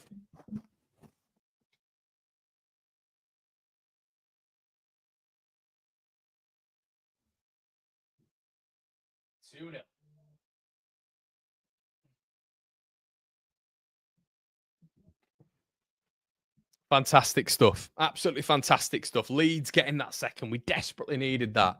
Desperately needed it. Thank God for that. Thank God. Anyway, Luton coming out here. Leeds 2-0 to the good. Bell, cut out by Bogle. Bell's out of position. Lovely little play by Peru. Tanaka plays the ball out wide. Solomon has the ball here. Could Leeds potentially get a third in quick succession? Solomon, good tackle. Really good tackle by the covering midfielder there as Solomon lost out. It's an excellent tackle, I have to say. Okay, Victor Moses now. He's still posing a threat. He looks very fit, doesn't he, for a 90-odd-year-old, whatever he is. Leeds win the ball back. Really well done by Rodon. And that's it. And that's it. Leeds are on a transition there, and the fucking referee's blown. Leeds are in such a good moment, but I have to say, excellent half by Leeds United. Absolutely excellent half. I was getting more and more anxious as Luton had one cleared off the line, and then Luton also missed a crazy chance with Burke, but Leeds' XG must be through the roof. We're going to go through the stats right now, everybody. Make sure you stay with us through halftime. We're going to go off and get a cup of tea at some point. I have to say, for me, ultimately, to start off, standouts, pretty obvious right now. Standouts for me, I think Sam Byram has been excellent. I think it's Sam Byram, for me, it's his best game in a Leeds United shirt since he's been back. Best game in a Leeds United shirt. Sam has been everywhere.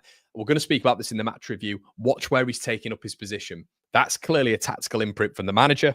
And I won't hear anything. I won't hear anything else. Farke's done a really, really good job here. Pascal Struijk is just picking up that position in that left back spot. Now, Pascal Struijk is doing a really excellent job at covering that whole space. That whole space he's covering, which enables Sam Byram in build-up to go into midfield, which is causing problems for Luton. That is a managerial decision. But the managerial decision has to be right, but also Sam Byram's got to deliver. Not only was scissor kick Sam on point for that right-footed, lovely goal, which put Leeds into the lead in the first 10 minutes, but Sam Byram's levels have been excellent, have been absolutely excellent. He has been, I'd say, top two best players for Leeds United right now. Really impressed by Sam. Buzzing for him on that left-hand side as well. Seems to be utilising that left foot a little bit more as well. But the connections, the passing, the accuracy, so much better from Sam Byram.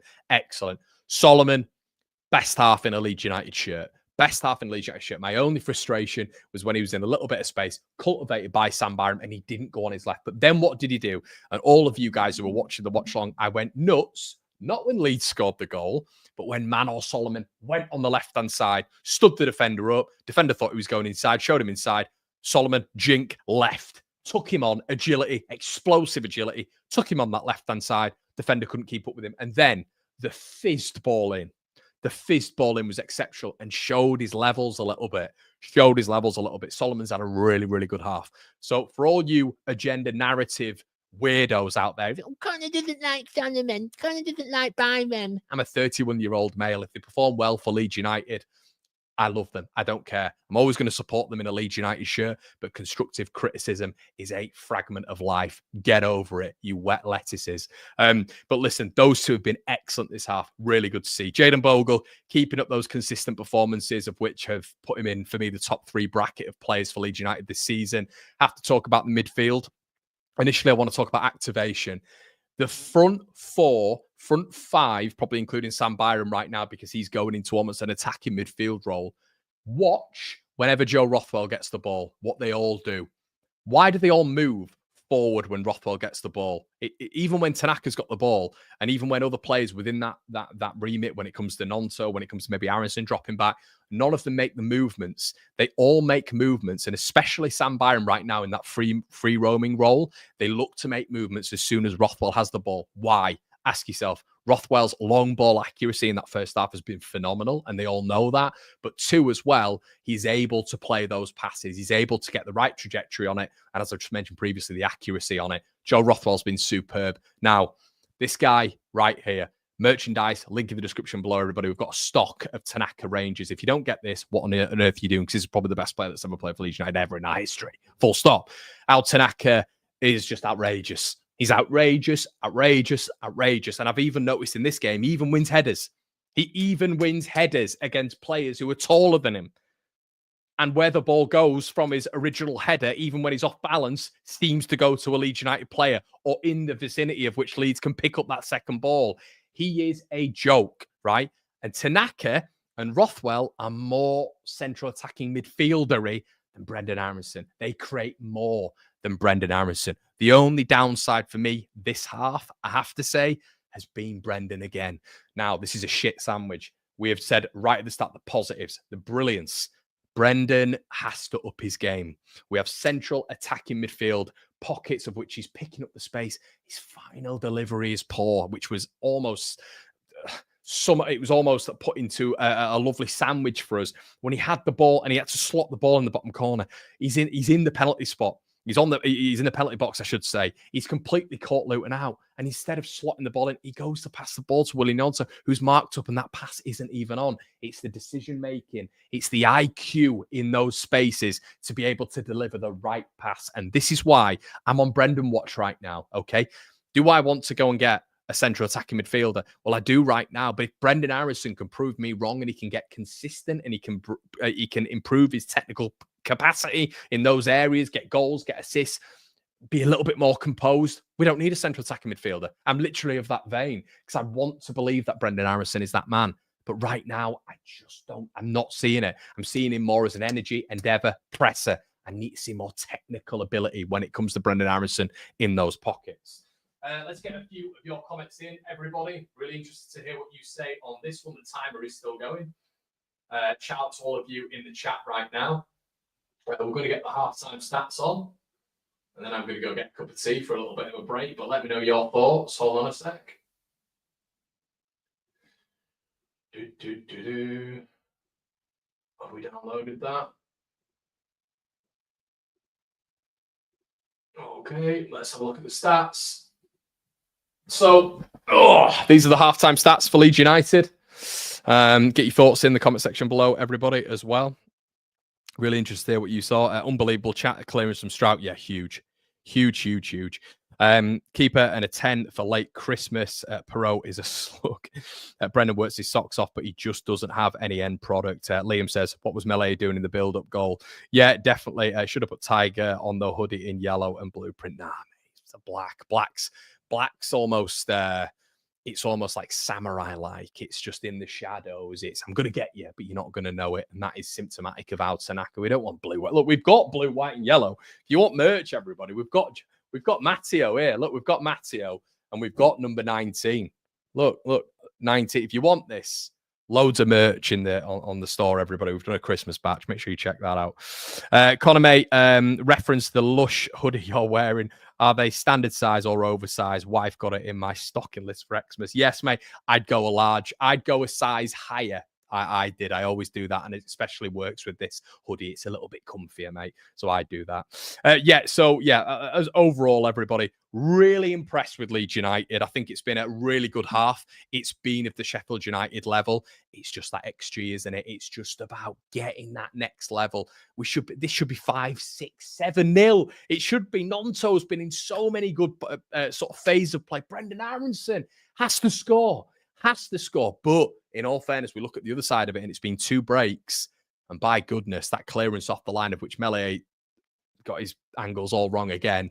Lovely clearance by Pascal Strauch. Just looking at the halftime score, Swansea winning away, Middlesbrough drawing at home. It's a real interesting one, keeping an eye on Middlesbrough. And currently Leeds United are top of the table, everybody, which is absolutely fantabby-dozy. Listen, we're going to be back with the second half, everybody. I'm going to go get myself a brew. Get yourself one. We'll see you in 2. Cheers.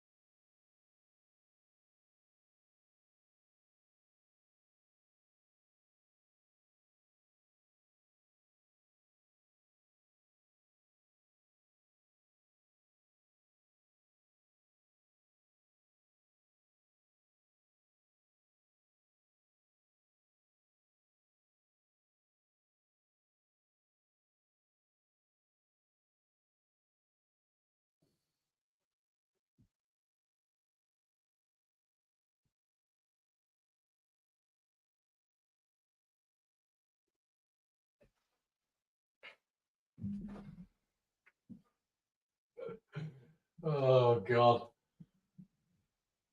Oh, hold on.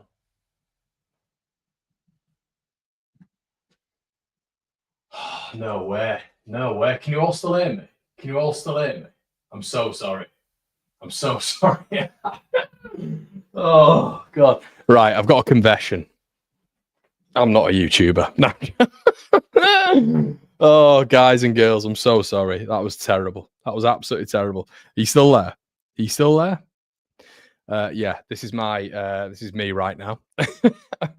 Yeah, basically, guys, what happened is I am currently charging my laptop on my phone charger 'cause it's a USB-C because my mum volleyed my laptop charger out of the socket the other day, which I had for 2 days. So I don't have a laptop charger anymore. So donations, I really appreciate that. It's like 70 quid, which I can't afford at the minute.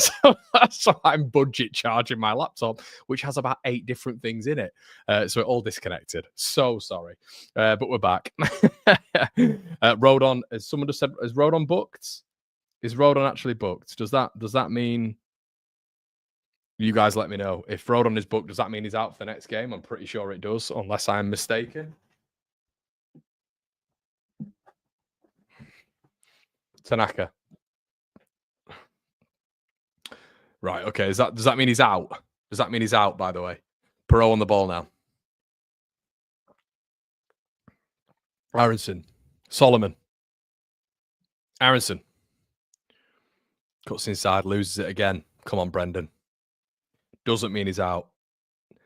I'm not 100% sure. People are saying yes, yes, no, no. Does anybody know does this mean he's out? Because I'm pretty sure that's him on 5, which means Verber's going to be in for Blackburn, isn't he? Carlton Morris coming away with the ball. He didn't get booked. I don't know what's going on. There's people saying he didn't get booked. He did get booked. What happened, everyone? I'm gonna have to go on SofaScore to find this out because you lot are telling me truths and not true. I mean, it says on LiveScore he didn't get booked, so I don't really know what's going on. But yeah, guys, slap a like on the video as well. Byron Rothwell.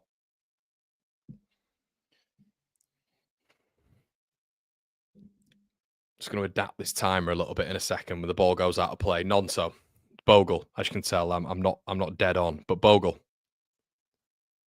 Stick with us as well, guys, for the instant match reaction, which is going to be really good. Willie Nonso. Lovely feet on this left-hand side. Willie. Tanaka goes for it. Unlucky. Tanaka, I think it's like his first shot on goal for Leeds United. On target. Don't mind it. Don't mind it at all.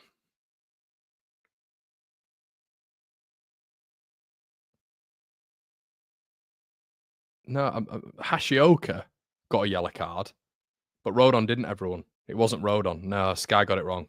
It's no booking. It was Hashioka, who's come on in the second half, interestingly enough. Former Leeds target, guys. We're doing him on the rumour mill about a year and a bit ago. McGuinness. Mengi. Hashioka goes for it again.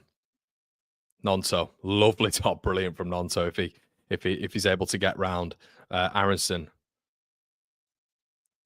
Cutting inside. Oh, the ball. See? It's just, and then Leeds lose a free kick. He's got to be better. Brendan Aronson. He's got to be better, people. Look, on this channel, we're all about, that shit sandwich, the constructive, but the positive. Jayden Bogle's been absolutely, it's not Bogle's fault there. It really is. And it's a terrible weighted pass by Brendan Aronson. It's not a good performance, this from him. It's not a good performance. It's poor. Who's been playing the best so far, Connor, mate? At Leeds have been, mate. Leeds have been 100%. But I think every single player, I have to say, maybe the one issue I have in this game, and not issue as such, but I think he's having a poor performance is Brendan. I don't think he's having a good game, but he's on the ball now. He can always change that. Brendan Harrison, I think he's won a free kick there. He's done well, but he's got to start improving his production in the final third. It sounds boring me saying it, but it's true. Got to improve that production. All right, this timer. Oh, that big ugly mug in your face. You enjoying it?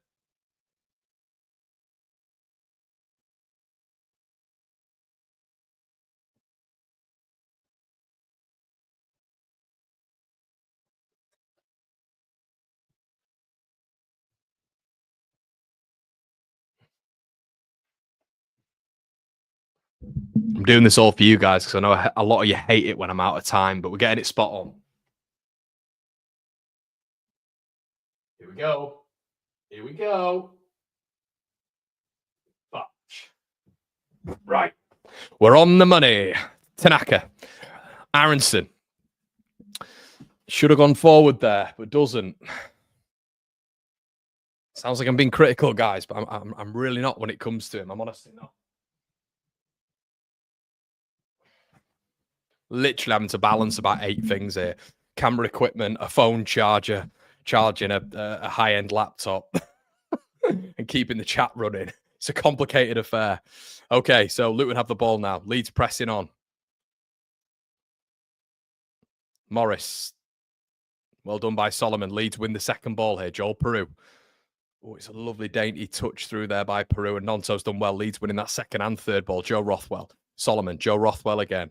It's a really good start to the second half by Leeds. Ring control here. They're trying to put the they're trying to put it on us, really, and we don't want a 2-1 here. We don't want that, obviously. But yeah, this is lovely from Leeds. Byram, who had an excellent first half. Guys, slap a like on the video as well. Check the merchandise out for your little Christmas haul. I know a lot of you will enjoy the Tanaka merch. I think it's our best production of merchandise, the Tanaka stuff. It's extremely good. And you don't have to get T-shirts. You can get mugs. We got mugs available. Rothwell doing well. Bogle. Tanaka.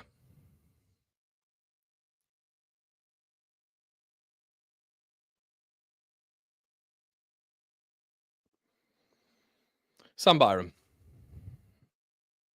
Strout. Tanaka. Strout.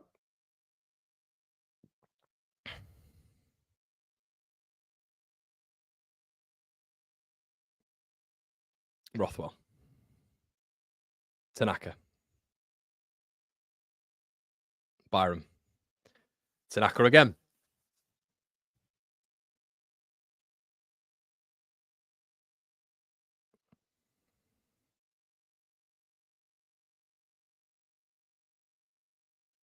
Doesn't it make you laugh how Joe Rodon's expressions? He's just passed the ball beyond the reach of Pascal Strauch, and he just throws his arm up in the air, and it's just a poor ball from Joe Rodon.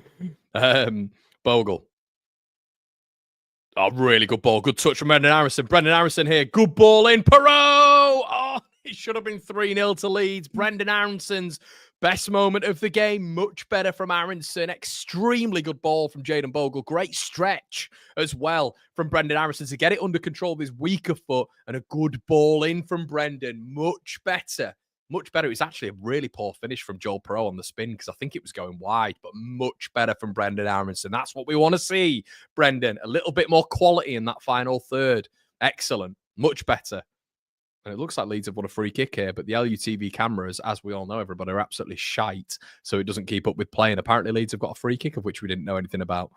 Sam Byram is leaving the field of play. Right. Are we having a Sam Byram moment here, which we all know what that means? This is interesting. Sam Byram?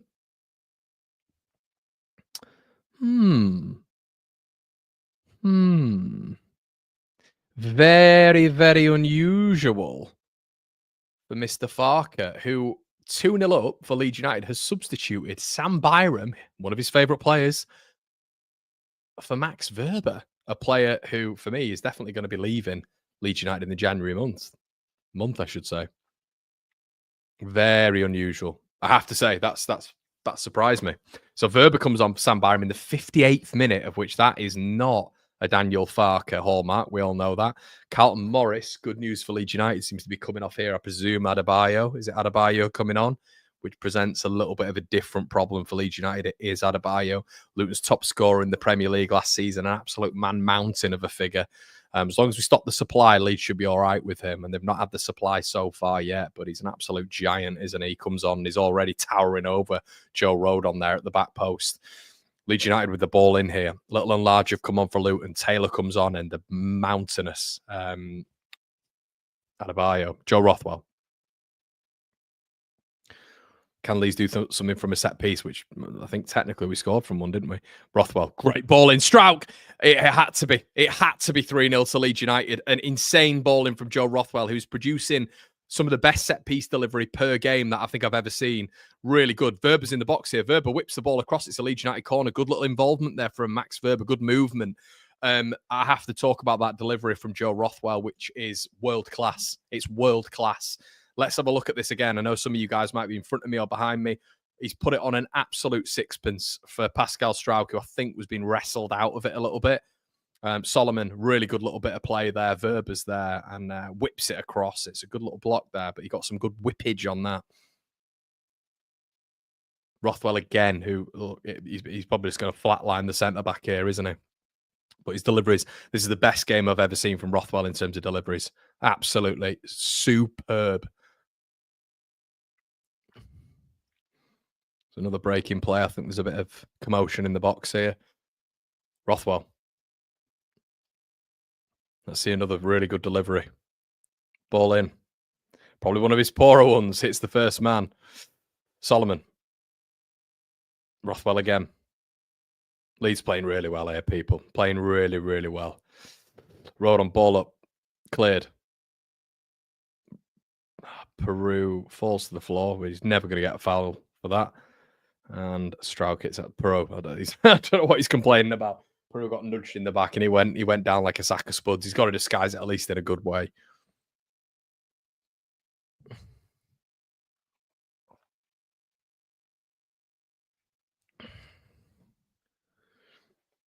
Hashioko.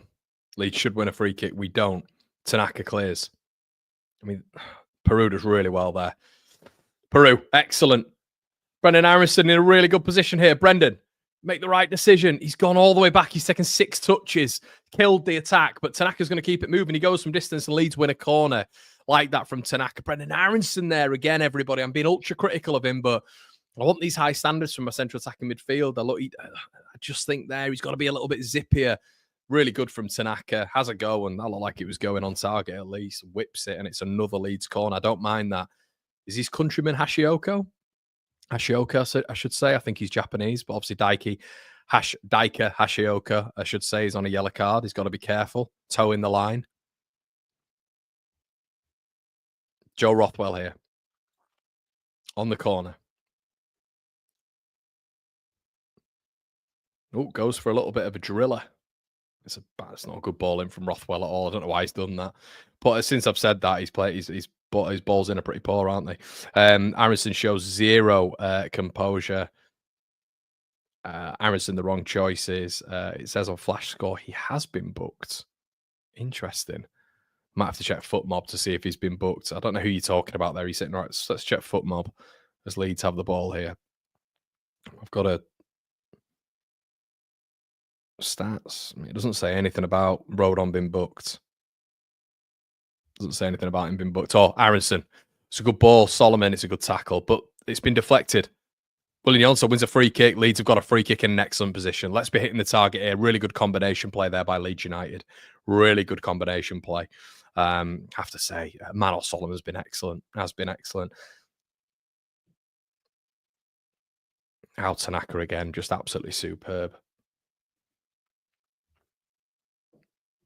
Just a little update. Everybody out. Tanaka's leading in touches.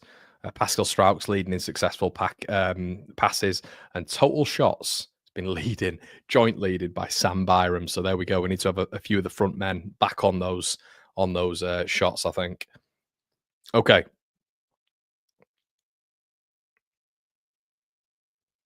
Leeds with a really, really good opportunity here. Free kick. Come on. In a really good spot. I'd like a driller here. I'd like Verber to get on this, Verber with a little bit of a driller. I think maybe it's a little bit too close for Peru. I think he's just he'll try to feather this. I'd like to see a little bit of a whip on this. I'd have Tanaka on this all day. I think he's one of our better ball strikers. But this looks like it might be Verber. They've gone under the wall, so they know it's going to be a smackaroony.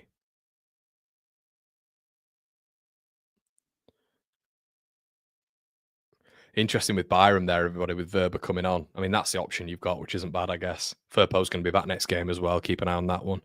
I think this is going to be Rothwell. over the free kick now. Really good opportunity for Leeds. Peru's had it. I don't know why he's had it. I feel that's a right footer all day, you know. It's a right foot. It's been deflected out for a corner. Yeah, I thought that's a right footer all day. Yeah, nah, just a bit of a slack hit that. I feel Kaminsky had that all day. Right footer gives you that variation. Solomon, ball in, great ball in. Nodded out. Tanaka plays the ball back. Luton haven't been in the game. Leeds have been just excellent.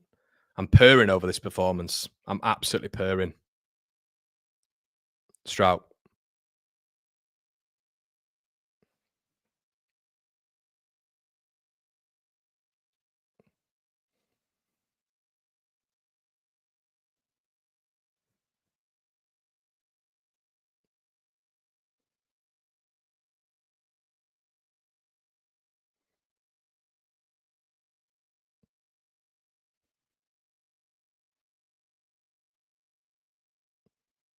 Harrison, really brilliant.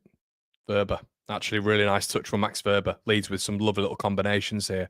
Nonto fizzes it out wide. Bogle, unlucky, blocked.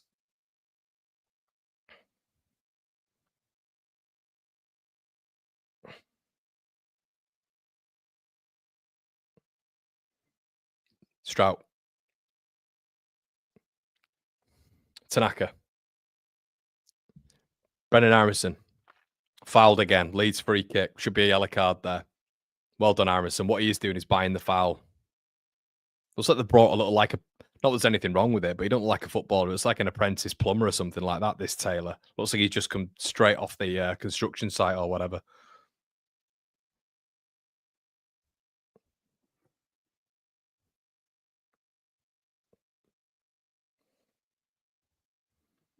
Strout. Rothwell. I mean, they can't get the ball. I said that. They've just got the ball. Classic. That's a foul again. Should be a yellow card, that, on Pascal Strout there. It's that Clark, the little pit bull. It's a card for him. Leeds are playing so well, everybody. Really, really well. One gift shout out to Danny Cook, top man. Well done, Danny. Lovely little contribution there, my man. Yeah, Chris isn't having it with, he's not having it all with Daniel Farke, Chris Kingy. Fair enough, mate. They can't live with us here. They can't live with us. It's really good to see this. They're pressing as well, and Leeds are just oozing confidence. But I'm going to go as far to say, everybody, that this is the performance of the season. This is the performance of the season for me. So far, we've got 25 minutes left. Performance of the season. And I think the context is we haven't got like Ramazani for this one as well, which we had versus Sheffield United, which I would have said performance of the season. There's an argument that Sheffield United are obviously a better team, so that was arguably better. But I just think as a performance, Luton haven't been in the game. Sheffield United, I thought, had the first 15 minutes. So far, Luton haven't been in the game whatsoever. And as I say, we're largely Ramazani down. It is a rotated side. Leeds have just been excellent, absolutely excellent to a man. I've even thought Brendan Harrison's been much better in the second half. It wasn't poor as well, Brendan. It's just his nature in that attacking third just isn't decisive enough for me. Isn't creative enough. But they can't cope with us this lot. And we have to look. Let's be honest. This, with the greatest of respect, is not a side. You've seen, I think, Joseph coming on now. Is it Joseph? Yeah, Joseph's coming on, and Dan James. I mean, that's the depth. Nonto coming off. I mean, when you're 2-0 winning, you're winning the game 2-0. I always like to see Willie Nonto staying on. I think he's the best player. He just will not bring Aronson off, though, will he? He just will never do it. He's his golden boy. I think when you've got James on the pitch, I think we've got Joseph on the pitch, he can take Aronson off. Or you could even slot Willie in the 10. I'd like to see that as well. But to a man, Leeds have just been outstanding. Outstanding this game. It's exactly what I called for. I think Peru's been really good, I have to say. I thought he had a bit of a jittery first 20. But he's been really, really good. Percentages have been good this second half. They've stepped up the second half. This is the thing that we need to talk about right now. They've stepped up the second half. They've not rested on the laurels. They've not just sat like we did against Swansea at points and just let them come on to us. Pause. We've been really good so far. I'm this comfortable right now, and football can change in a second. I'm this comfortable right now saying this with 21 minutes left plus stoppage time. Leeds have been so good. Really, really impressed by United in this game.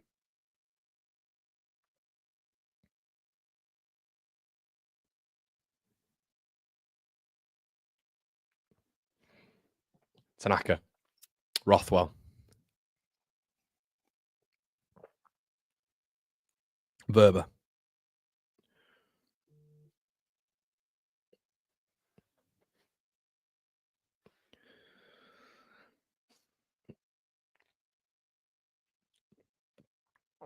Stroke. Joseph's first touch, and he's offside. Oh, they've gone back to the Luton player. I don't know who's offside there. Is it Matteo? Is it not? Carmex, everybody. The cold. Oh, freaking hell. How many times do we see their watches falling off, or them just look at this here? We see it so much, don't you? His frigging Whoop watch has gone off.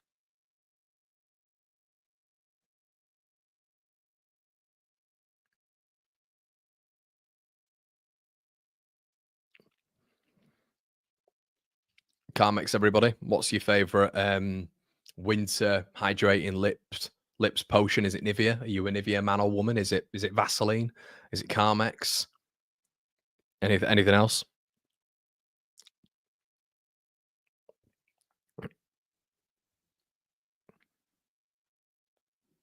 Yeah, the ref has been good. He's very good. Connor, I don't know if that means you don't think we've been good. I remember people saying that about Sheffield United. I genuinely remember people saying that about Sheffield United. Look, I don't think it's the worst team. I think we've just made that they've not been able to get near to us. At this point, you've got to look at Leeds and think this is a team that's been relegated from the Premier League and still have a lot of quality. What were we taking out for this? Alfie Doughty, that's it. Look at who they've just brought on. Was Adebayo. How many goals did Adebayo score in the Premier League? Do you know what I mean? They've still got the likes of Amari Bell, Mengi, Marvelous Nakamba. Leeds are just outplaying them. We shouldn't be outplaying them like this as they come forward. Victor Moses. Bogle's out of position here. Really well defended by Leeds. Rodon's done well. Clark. Mengi.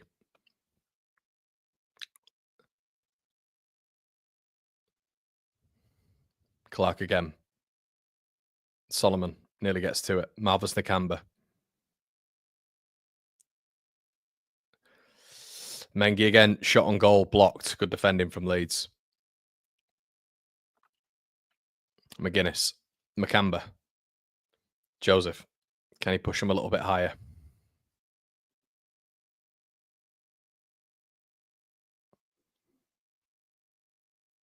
Leeds win it back again. Very, very quickly. Well done. Aronson. Tanaka. Bogle. Rodon. Strauch. Join us for the instant match reaction, everybody. I want to get your thoughts as well after this game. Do you agree? Do you disagree? Is this the performance of the season so far? We've probably got Coventry up there, haven't we? We've probably got Sheffield United. We've not had many because I don't think we've ever been in top gear, but this is a good reaction to I thought, quite a poor performance against Swansea. We got the win, but it's a good reaction, this. Completely controlled. And Leeds go top of the league again if they win it, which it looks like we're going to be doing. Rodon.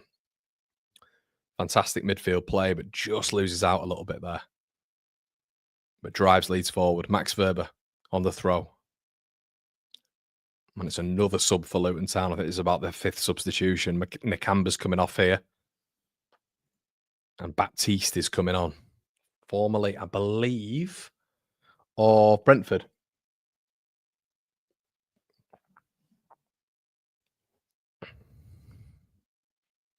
Solomon. Tanaka. Well done. Strauch. Great ball forward by. I don't think he's going to get there. Solomon. No, I don't think he's going to get there. Yeah, he should have got a touch on that, Solomon. It's a lovely ball from Pascal Strauch, just on that left-hand side. It's good to see, in a sense, that Solomon's getting those minutes as well. What a ball that was by Strauch. Yeah, he should have got a touch on that. You know that Solomon's definitely not got that speed, everybody. He's definitely not got that speed that people maybe thought he had. I mean, the ball should be taken way back there. Throw in there. Hashioka.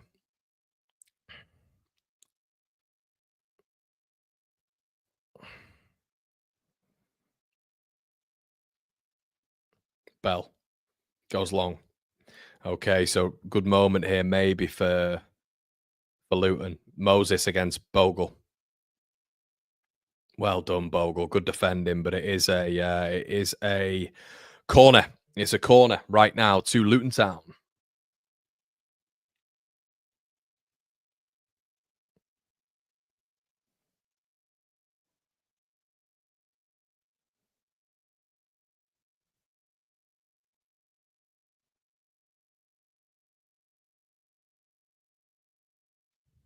Ball in.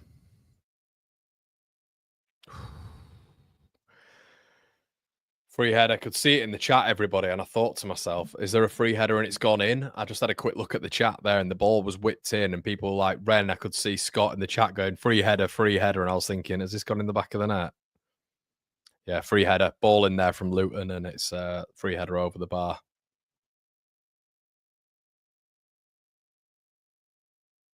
Another change, I think. Is it another change? It is another change. Friggin' hell. Why don't they make the changes at the same time? Luton are bringing on a new squad. Jesus Christ. Have they brought on about 7 players? And why don't they do it at the same time? I don't understand. So Victor Moses has been brought off by Chong. As Chong's come on, I should say. This is the depth. They've got some good depth. Adebayo, Chong coming on the pitch at championship level. Good players. They are good players. These are players who did okay in the Premier League, by the way. I know they got relegated, but Luton one of the surprise packages. Brown's still on the pitch, I believe. They brought Baptiste on. I think it was Baptiste. I'm pretty sure it's Baptiste from Brentford as well. Taylor. Well done, Joe Rodon. Just gets his toe in. Dan James, who's not really been involved here at all. James. Rodon on the overlap. Rodon takes on a man. Goes forward. Solomon in the box now. Manor Solomon. Oh, Solomon. It's a poor connection with it.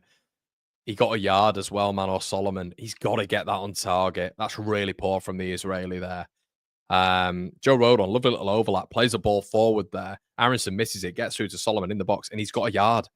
He cuts a yard inside. It's poor defending from Hashioka who allows him to get it. And it gets that on target. The keeper's positioning's all off. It's 3-0. It's 3-0 if he just gets that on target. And he's hit it about 5 yards over. Poor standards from Solomon. It's got to be better there. Got to be better. And Farke looks like he thinks the same. Maybe they're getting into it just a fraction here, Luton. And they're going to be a little bit vulnerable as well if we're able to hit them on the transition. Strout wins it. Joseph on the press.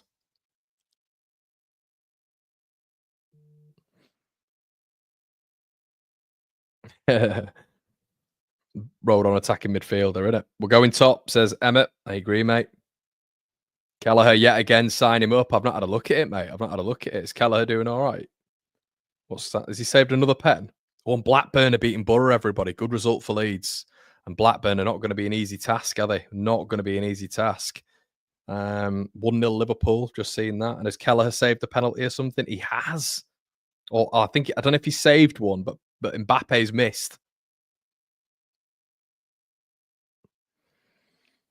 So 78th minute here, and I have to say the changes, and I understand why Farke made them, but I think, I'll be honest, I think when Peru and Nonto have come out, obviously the changes have made a slight difference for Luton, but they've definitely got more of the ball as Chong goes for a 1-2, and Verber should see it out and does really well there. Max Verber, excellent play. Solomon, I mean, he could have gone long there, and for some reason he's not, but he's took on Chong. Aronson keeps himself on side. Gonna have to run this, Brendan. He loses the ball. Brendan, you just know he's going to lose the ball in those positions, don't you? There's not even a percentage he's going to keep hold of it as Verber knocks over Hashioka.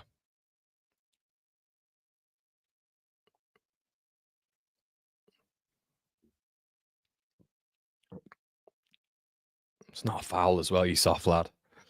Guys, make sure there's 1,500 of you in the building. Make sure you slap a like and also come join me on the aftermath, which we're going to be getting into your comments as well. Really interested to hear what your thoughts are on this. We've got a lot to break down, really, with Leeds. Some really, really good moments for the club. For the side in this one. Bogle. Tanaka. which arguably, I keep saying this, but if you have just joined, I think this is the performance of the season so far. If Leeds can just see it out without any complications, there is an argument it's the performance of the season. Don't just doubt Luton. Don't doubt Luton. It's a very, very good team at championship level.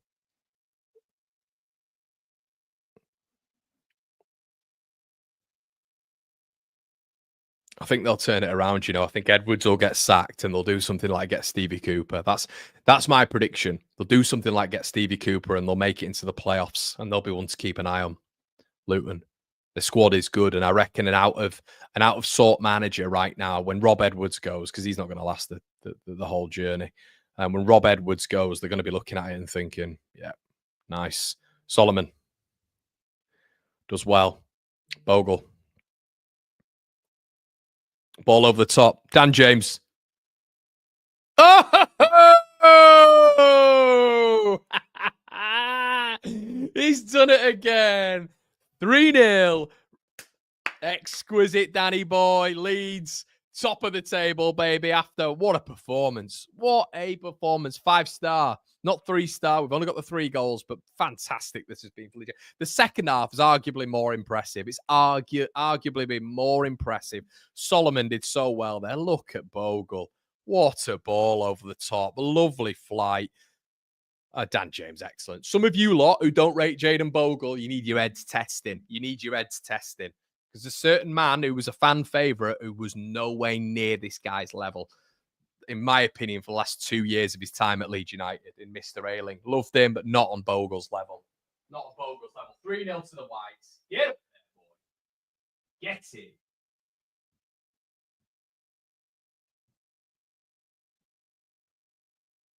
Three 0.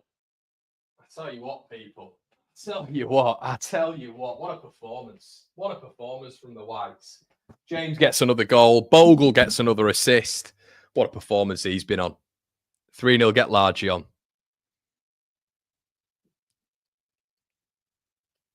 James will tear you apart again. Do not underrate this performance. I think from every single player out there, even Aronson, who I was criticising in the first half. Look, we know the technicality with Brendan Aronson isn't always going to be amazing, but listen, he's been a lot better in this second half. Luton have another player down, and they're going to make their 40th sub. They're going to bring on a whole new squad. But I think every man's been excellent. I think this has been such a good performance. I'm gushing over this. I'm purring over this performance. I get that Sheffield. Look, I don't care. Look, this and Sheffield United performance of the season. This was better than Coventry for me. Yeah. Leeds 5-star tonight. 5-star. Really good to see us turning up. And you can see why this is the hardest ground to come to. This is without Ramazani, people. Without Ramazani. So good. So good. Is he? Yeah, he's coming on. He's coming on. The magic man. The magic man. Let's all rise. Brendan's freaking hell. He's brought Brendan Aronson off. Jesus Christ. Is he all right? And here he comes. Star boy, the man of the moment, Largy Ramazani. Get this boy on. Yes. Ramazani's back, baby. Yes, I'm absolutely loving this. Get this kid back on. Get him in front of goal. And the master comes off as well. Mr. Joseph of Rothwellshire. What a performance from him. We're going to be getting into the instant match reaction on why this guy's been excellent and maybe the tactical imprint of which you guys don't know. Gilavogi coming on as well. He just seems happy to come on for the last 5-10 minutes in most games as well, which is great to see. A man of who's just coming on and enjoying being part of this team, which is hopefully going to be getting promoted. Really, really, really, really happy with what I've seen so far. I'm absolutely gushing at the fact Ramazani's back as well. The perfect performance from Leeds United. The perfect performance. Why is he a poor man's Somerville? Why? You've seen him in 6 games. He's got 3 goals and he's got an assist. Why is he a poor man's Somerville? And there's an argument that he was our best player with Tanaka in 5 of those games. That's absolute garbage. And Mr. Anthrop, I can't believe you're saying that. That's shocking from you. Anyway, Strauch, Solomon, Tanaka. Bogle on the overlap. Leeds going again. James. Nice little flick ball. First touch. Ramazani. Cuts inside already. Here we go. Ramazani. Ball in from James. Oh, Joseph. I don't think he predicted it. Brilliant from Tanaka, who wins the ball back. Leeds hunting in packs. Verba's high up the pitch. Hashioka seems to be constantly on the floor.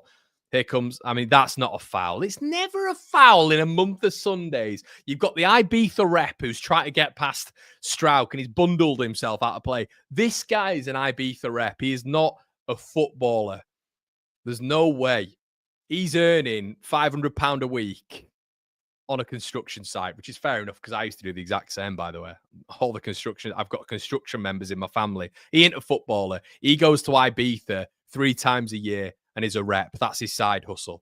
There's no way he's a footballer. I don't understand. Who's Taylor anyway? Anyway, Luton have the ball. Oh, ball through. Well done, Ilan Meslier, out of nowhere. I think that's Luton's first shot of the game. Ilan Meslier comes out, smothers it. Well done. Well done, Ilan Meslier. Good save. I'm glad that he's got that save under his belt as well. As Gilavodji competes, Tanaka intercepts. Hashioka on the sideline. He's actually managed to stay on his feet. He's going up against Verba. Go on, Verba. Just smash him. Well done, Verba Sarball referee.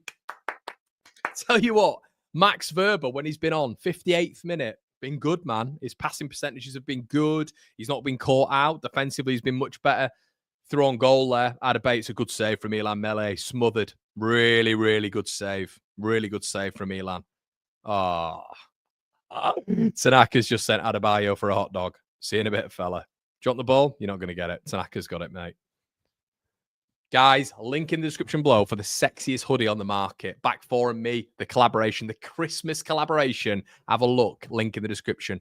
You can get this is the best hoodie I own. I've not taken it off for 3 days. A man in form. Imagine your loved one getting a Tiger Tanaka top. And we've got loads of Tanaka merch as well. Gilavodji. Solomon. Gilavodji again. I'm trying to think who he reminds me of in the middle. He's got a certain playing style, which is quite reminiscent of someone. I can't think. James. Bogle on the overlap. Leeds going for another one here. Bogle playing the ball in. Joseph tries to get... Joseph! Oh, ball didn't come down enough. And I was about to start doing this. I was about to start getting the Matteo out. Come on, boy. I was about to get it out. Pause. Ball in the air. Joseph, his name was up in lights. Oh, headed down. I will say, I mean, the ball's not been at his feet whatsoever. He's not really been in the game, has he? Bless him. Laji Ramazani anyway on the corner as Rothwell's been brought off. Ramazani, great to see him back on the pitch.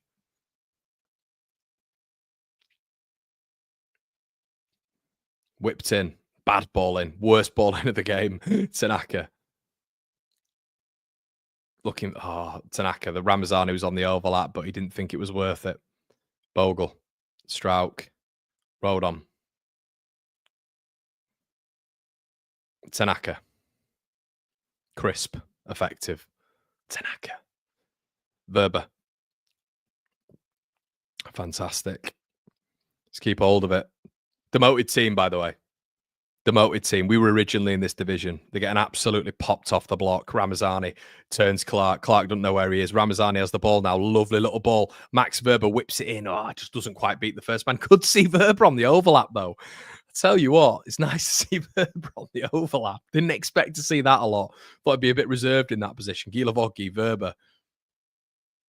It's just so nice seeing the depth in it. My God, we should be shitting on this division with the depth we have, the quality that we have. We can keep hold of a lot of it in January as well. My goodness. And maybe even add. Bogle, lovely turn around the corner. Solomon, this is exquisite from Leeds United. Dan James plays it in behind. James again. Look at Tanaka. James.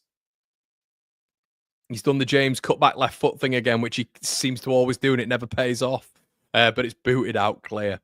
Guys, join me on the Instant Match Reaction. We're going to be live after this game as well. I want to see all of you there. We've got 1,600 of you in the building across all platforms. We've got over 1,600. Are you selling hoodies, Connor? I am, mate. Me and back 4. Have a look. Have a look. Link in the description, mate. Well worth it. Good quality as well. Chong coming away. Tackled. Ooh, that's a bad one. Chong's just absolutely kiboshed into Tanaka there. I hope Tanaka's all right. I can't believe the referee's given a yellow card for that. The absolute tit. I was thinking he's having a good game. Sam Allison. How's that a yellow card? How is that a yellow card? It's never in Tanaka. He's gone straight into Tanaka, to be fair. Never a yellow card in a month of Sundays, referee. Hope Tanaka's all right there. He's absolutely siphoned into him. Protect this man at all costs. Please say Tanaka's all right. Is the Tiger all right? Is the Tiger all right? Of course he is. 5 minutes added on. Isn't it funny, you know, with Leeds, when we need a goal? I mean, they're not scoring. I don't think they're scoring. But when we need minutes added on, never happens, does it? Slap a like on the video before you all leave, everybody. Yeah, rugby hit, innit?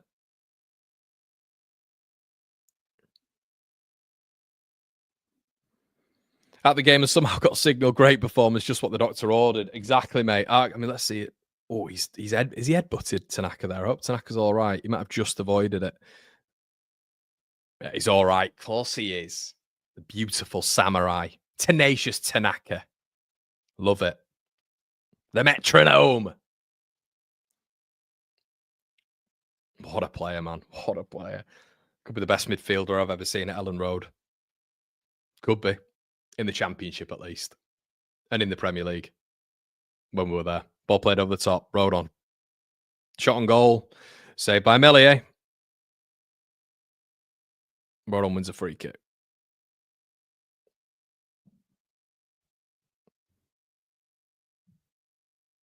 Yeah, what a performance. What a performance. Baptiste with a drilled effort on goal. Leeds should have been there for the second, but Tanaka's off the pitch, who I'm sure would have been there because it was right in his range. Leeds down to 10 men for the minute. Is it a goal kick? Kick for Leeds.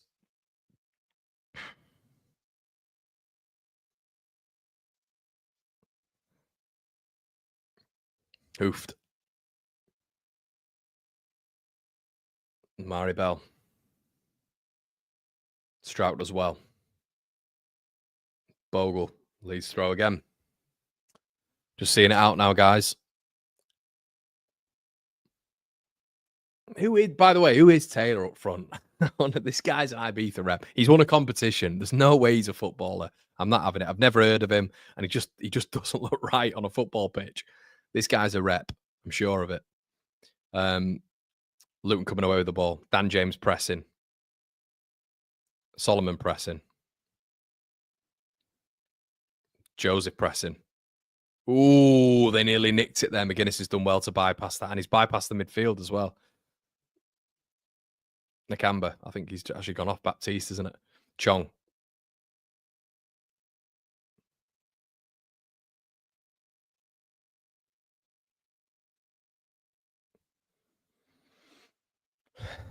Chong. Bogle, brilliant defending. It's not a foul. Brilliant defending. Aggressive from Bogle as well. They've won it back off Ramazani, and Meslier palms it to Verba.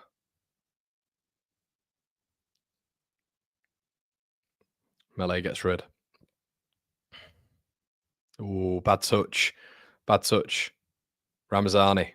Dan James, maybe one last attack for Leeds United. Leeds have only got 4 players up.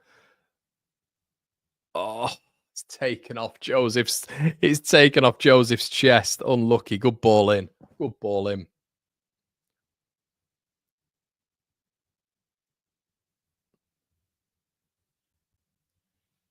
Oh, as I said, everybody, join us afterwards.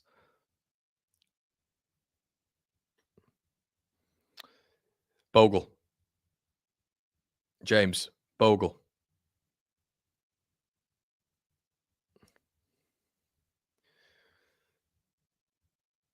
Strauk.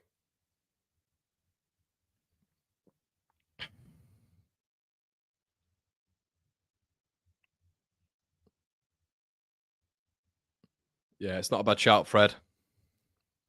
Oh, Bogle. Oh, brilliant. Ramazani nearly on that half turn there. Nearly gets away. Leeds win it back. Tanaka. Who else? Ramazani on the half turn again. Special player, him. Verba. Go on, Max. Get yourself forward. Solomon. Cuts inside. Ramazani. Have a dig. Shifted. Bogle. James. Tanaka in space. Solomon. Oh, Bogle. Go on. Oh, Bogle, man. Is he offside?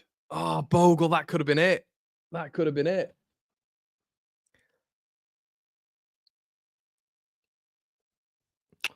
Oh, Solomon with a good ball in. And he should have passed it, though. He should have passed it to Joseph. You greedy git, Bogle. He's got to pass that to Joseph. It's a tap in for him. Told you guys about this byline stuff. We don't byline it, do we? Bogle. James. Bogle. Tanaka. Ramazani. Oh, he's absolutely skimmed him. Ramazani. Still. That looked like a foul to me. It really did. He's already looking exciting, isn't he? Brilliant from Rodon. Largest class. And that's it, everybody. Get in. What a performance. And let me see you on the instant match reaction. Like it, everybody. Brilliant stuff. Absolutely brilliant stuff.